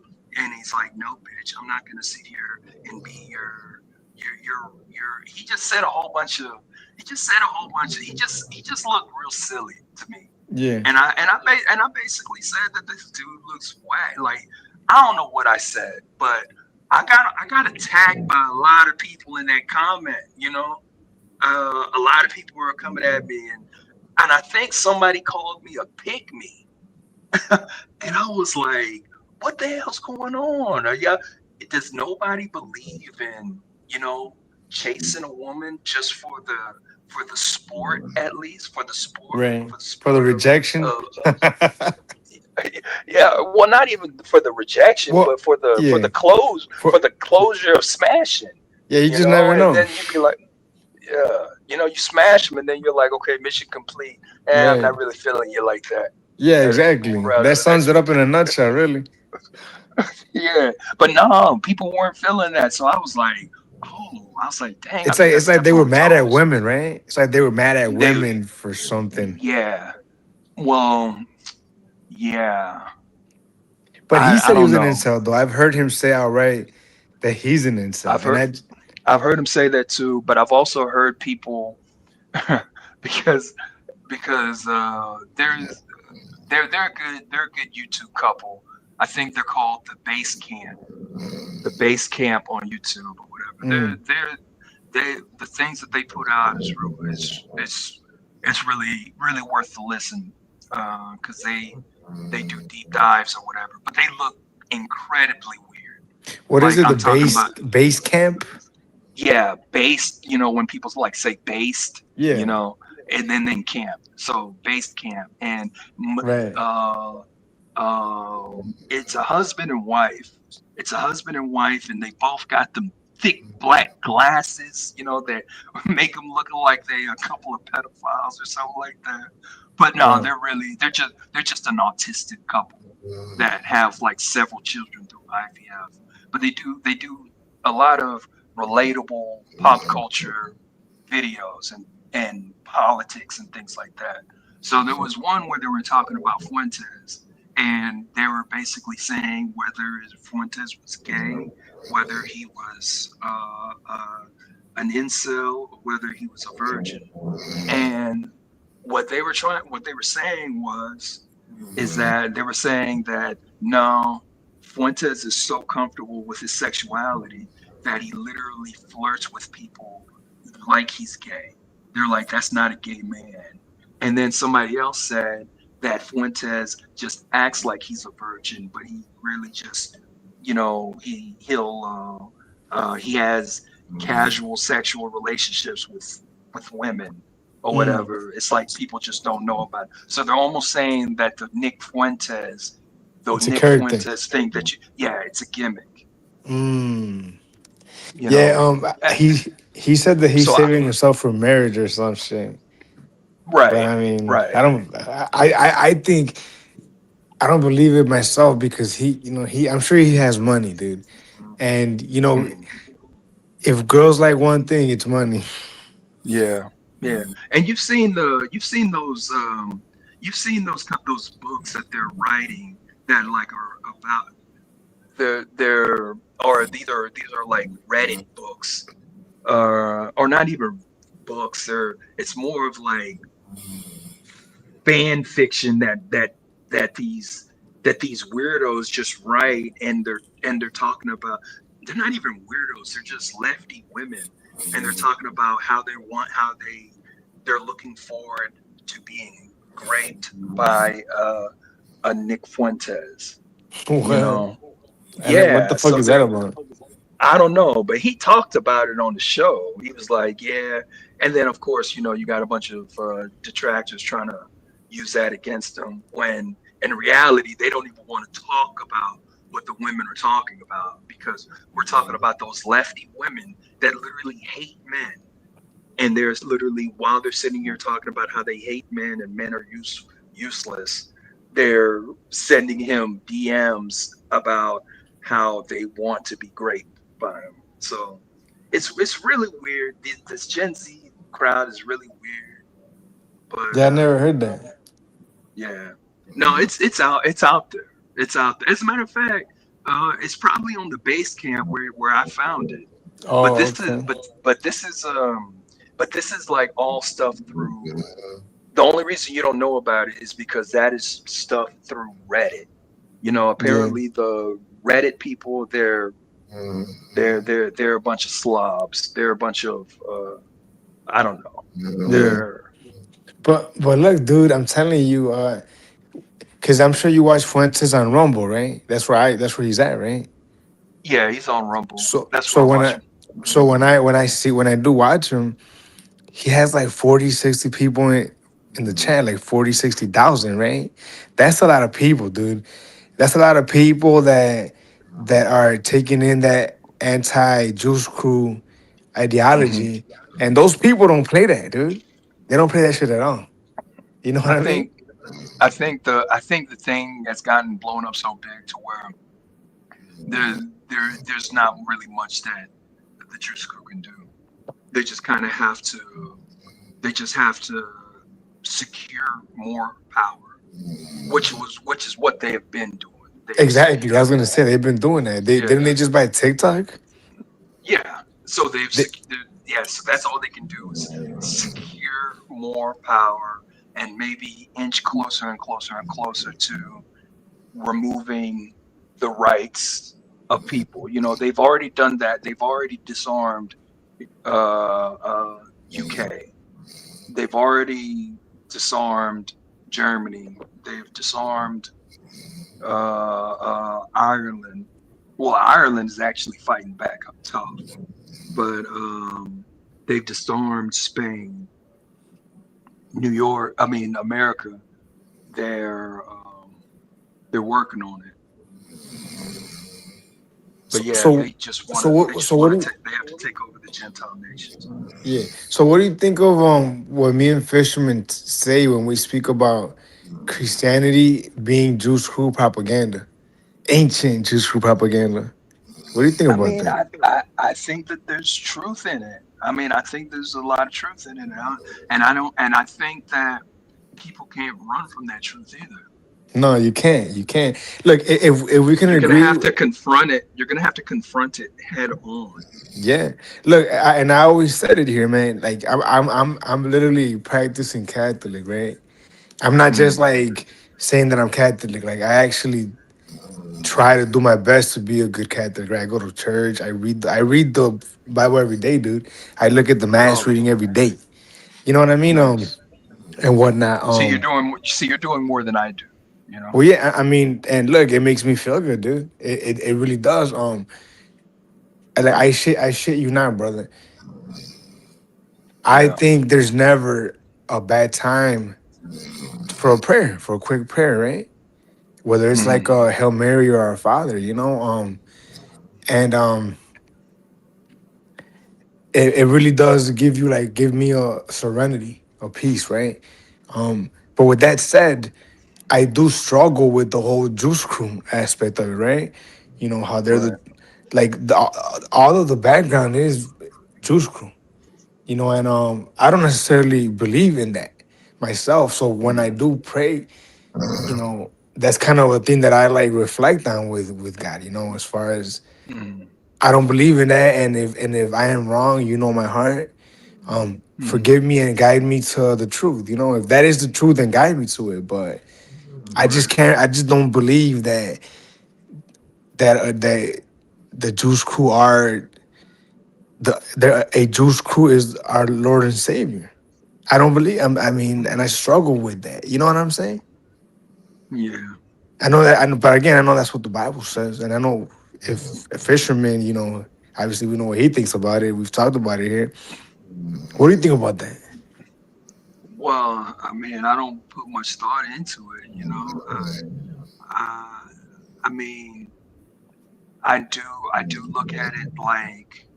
I do look at it like if I'm talking about God, if I'm always going to be talking about God, then I know that I'm going to be talking about Jesus Christ, Yeah, and exactly. I know that, or at least I believe that I learned that,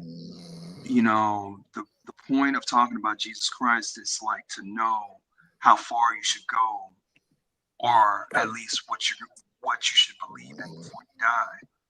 Like, for example, and my wife, because like I said, my wife is really into a lot of books. We'll just call them, for lack of better words, we'll call them Jews books. Yeah. And the Columbine shooters, did you know that they were Jews crew? What was it? The Oh, were they? I didn't know Columbine, that. yeah, they were. Oh, They wow. were. Mhm. I also learned, from my wife who reads these JQ books, is that the Mormons are very heavily invested in Zionism as well. Yeah. But look, dude, look, listen, man. At the end of the day, let's be honest, man. Juice Crew are gliders. They are, dude. I know that the Juice Crew themselves try to differentiate themselves, and gliders try to differentiate them from them, but they are gliders, dude. Sometimes you can't Yeah, tell them apart at I all, dude. mean Eastern European, but Can you tell them but apart? Sometimes you can no, tell them apart, but sometimes you cannot. A no, lot of the times you cannot. well, no, you're talking about Ashkenazis, But they're Jewish crew. Those are Jewish crew they as well. are. Yeah, I know, but those are the ones that you're talking about that are gliders, because Right. you can have somebody who is a Sephardic Jew, and they look And like they look more Sandman. yeah, yeah, they'll look like a Sandman, but No, they look like a yeah, Sandman. oh, a Sandman, yeah, Yeah. no, They look more Middle Eastern, but even they mm, look like gliders. You know, I mean, you have some that have like a strong hook nose. You could tell maybe. Like if you see a rabbi, you know he's the Jews crew, right? Even if he doesn't have the outfit. But like the Columbine guys don't look like gliders, dude. Yeah, I know. But the thing is that they weren't. They were, they were Juice Crew, and not only were they Juice Crew, but they, kind of read up on, the stuff that is practiced amongst them. So it's like there are things that they kind of participate in and practice in, and I think to myself, like during the Enlightenment time, I've heard about how the Juice Crew was looked at during that time, or what was that? Maybe no, maybe that was Reformation, during the Reformation period. Okay. So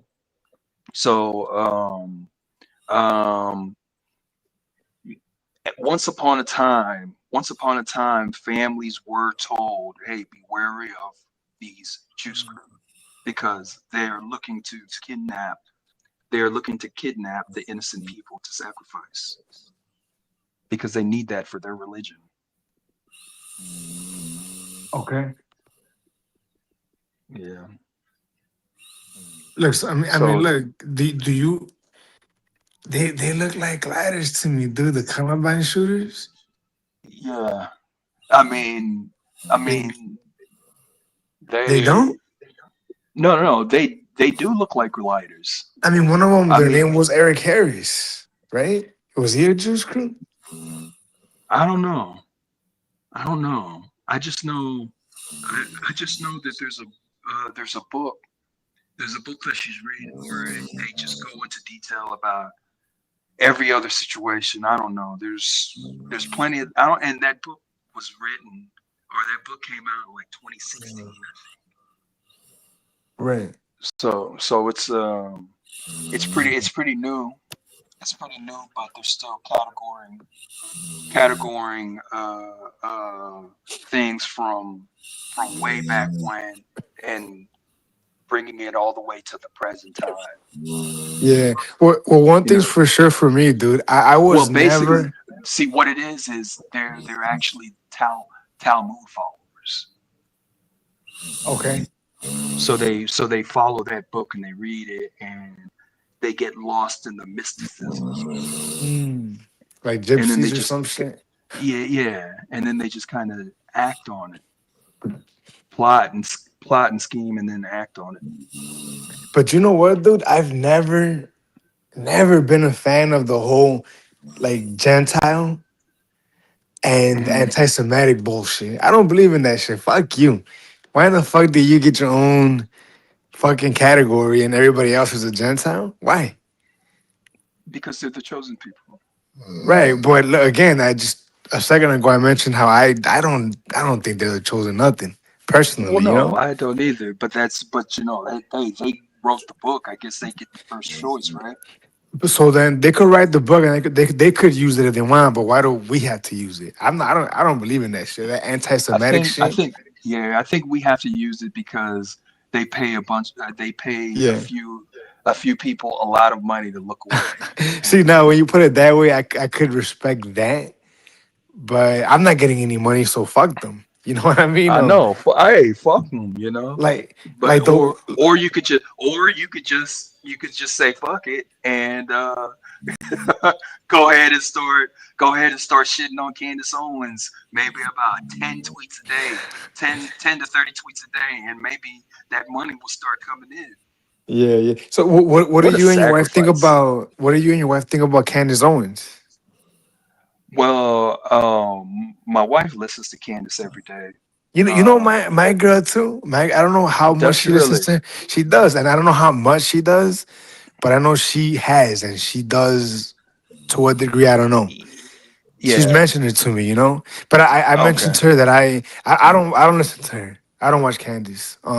I don't really Okay. watch any of those people because, you know, I'm annoyed by the whole like script, right? Like if Matt Walsh is talking about it, Michael Knowles is too, and Tatum is too, and Nick Francis is Hmm. too, and it's like I don't know, they're all talking about the same shit, you know? I don't. I don't think. I don't think that. I don't think that Fuentes and Matt Walsh or Michael Knowles should be in the same category. Fuentes needs to be in the category of I don't know, maybe a Myron Gaines or a Tucker Carlson or Candace Owens. But they're all of those are in the conservative like box. You know what I mean? You could put Yeah. them all under the conservative umbrella. Myron But Gaye, even Nick's not really Nick has a lot of he has a was a lot of huge. democratic values. Well, Like even he himself talked about how he pushed for Ted Cruz before he was a Trump guy. So he's yeah. in one way or another, he's a conservative. One way or another. Well, he said that his grandma used to listen to Mark Levin. Right. Right. And so because of that, he listened to Ben Shapiro. Yeah. And he said, you know that story. yeah, and he also said how he used to listen to Bill O'Reilly because it was in the background, right? So, Right. I mean, I will put him under the conservative box. Although Nah, he is. although Nick in particular likes to rock that boat, and he does get out of the box more than the others, but Yeah. they all have the same like script, and I don't like that shit personally. It's kind of like the liberals to me. You know how the liberals all have the script. Like if you watch MSNBC and you go to CNN, and they're all talking about like they're using the same exact words. It's the script, right? I don't like that shit. Yeah. But I try to read between No. the lines. That's kind of why I'm drawn to Ox channel, right? Because it's very raw. It's off the cuff, right? Like we're literally Right. like some of the shit that we see, Og has never even seen. And you know this. When we go back in time, Og's learning with us. Like here, none of us here like knew how much bullshit we were told about history, how much of a lie No. it was. Like I had an idea, but I didn't know it was that bad, dude. And if I were to explain to someone outside of this bubble, they wouldn't believe me. They'd be like, "Oh, you just hate black people," and it'd be like, "No, they literally lied to us." You know. Yeah. But that's why I like this show in particular. That it's different in that sense. Even though I don't agree with everything I said, some of the shit he has said, I completely disagree with. You know what I mean? And that's all right. Like what? Like what? One of the things that comes to mind is like the what was one? One that comes to mind is the girl with the hot water, with the boiling water. Oh. Right? I don't think he had to blow her away like that. I Okay. mean, I didn't think so either. and I said that he kind of like thought it was justified, and that's fine. Whatever, I don't really care. Yeah. And then That Og was one. burned himself. And then Og burned himself, and then he even more justified it. he burned himself to justify it, right? He's showing us a burn like you see. I know, man. But I just think that cop could have taken a couple steps back, I know. That's it. That's it. But really though, with that said, that whole video, dude, and the incident, those cops went above and beyond, dude. Like a lot of like departments wouldn't do everything they did. This lady called because she heard some noise. If those cops got there, right, around here where I'm at in Chicago, right, if the cops would have heard that, they would have like looked like where they're standing. They would have turned their neck around and they didn't see anybody. Call us back if anything, and they would have left. Those cops, dude, if you remember, they were like going under they were like moving racks. They were going into sheds. They were moving. They were there for like 30 minutes looking, right? Yeah. They went above and beyond. They even went as much as to go inside her house. They went inside to get her ID, to document everything properly. I'm telling you, dude, that I was like, that alone was And incredible to me. but then the cop just flipped the switch. He was like, "I'll shoot you in the fucking face." Like Right, I'm because like, she said I rebuke you or some shit. And yeah, I will say that I'm sure that the body camera doesn't capture everything. Everything that whatever he saw, I'm sure it didn't capture everything. But even if she was gonna throw the boiling water on him, I think he could have gained space. Unless he couldn't have. It could be that he couldn't have, but I just feel like he could have. He could have backed off, But I know I didn't believe in that. And then recently he was talking about Jeffrey Epstein. He was kind of like, and I knew he was gonna say that before he said it, just knowing him. He was gonna take the angle of these girls are whores. They're just like, girls gone wild. And I don't, wait, what are you talking about? he did a show recently on how Jeffrey Epstein and how they Yeah, were gonna release the files and uh, and who was on there and what they did and who these uh, victims were. And I was talking about how these girls were having fun. They were on boats yeah, and yachts with rich guys. They wanted to fuck. They were like having yeah, the time of their life. Now, maybe right, so.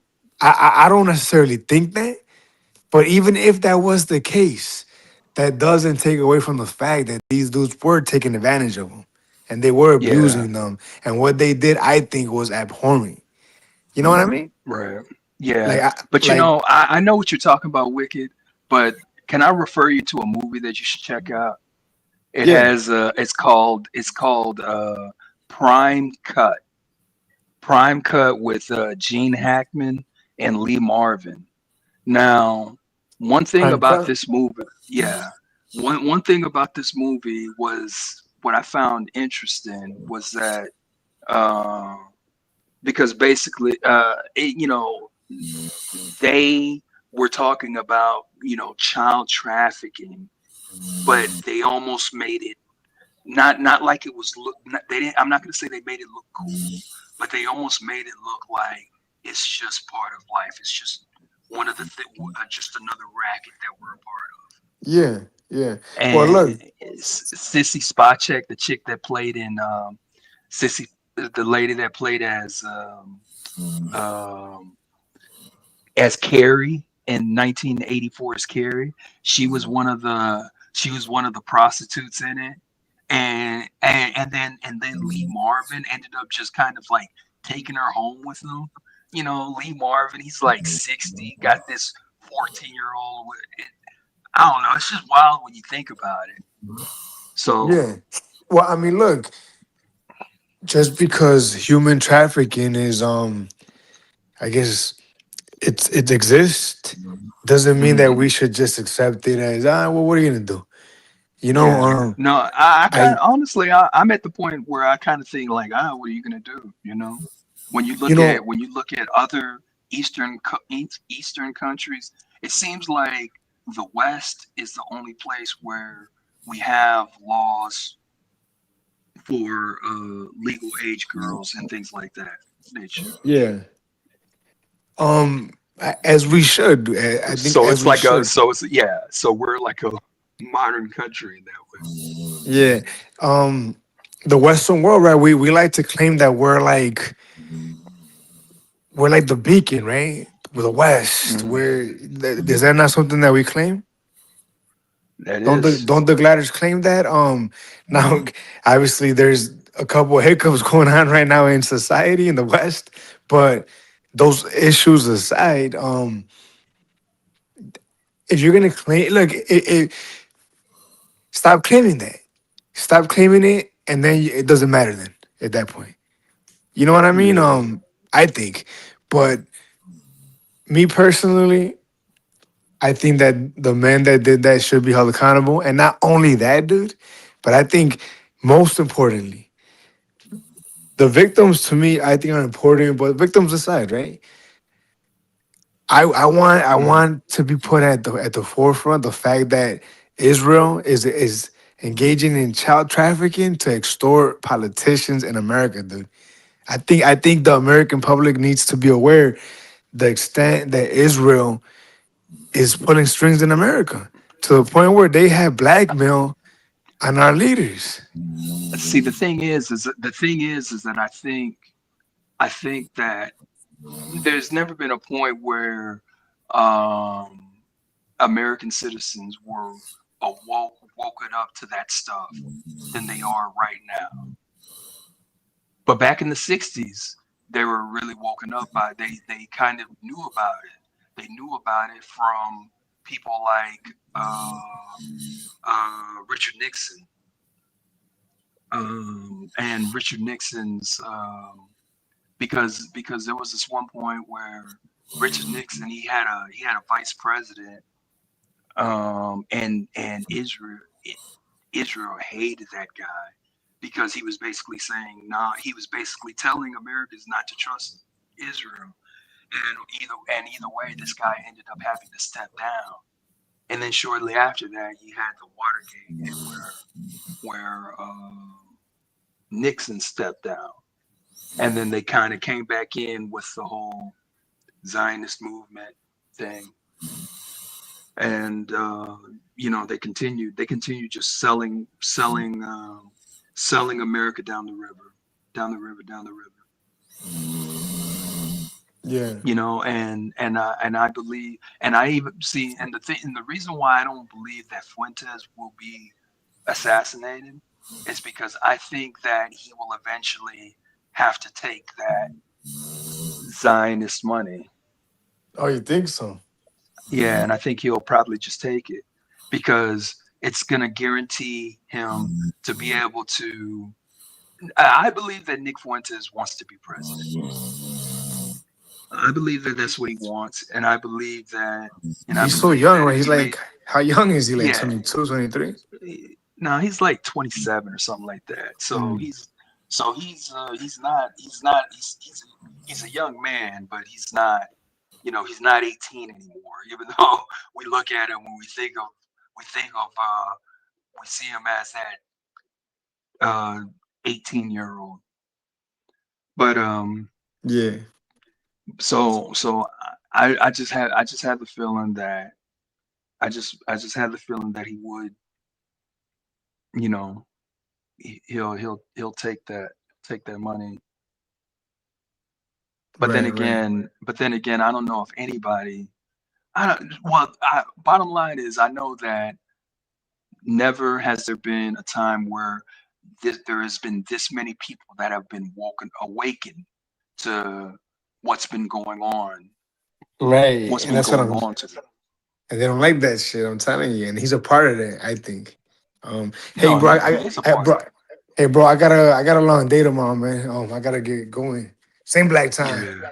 Same black time. Hey, I'm out of here. All right, bro. Yeah, I gotta take my wife's car to the show. All right, bro. All right, be safe. Good talking with you.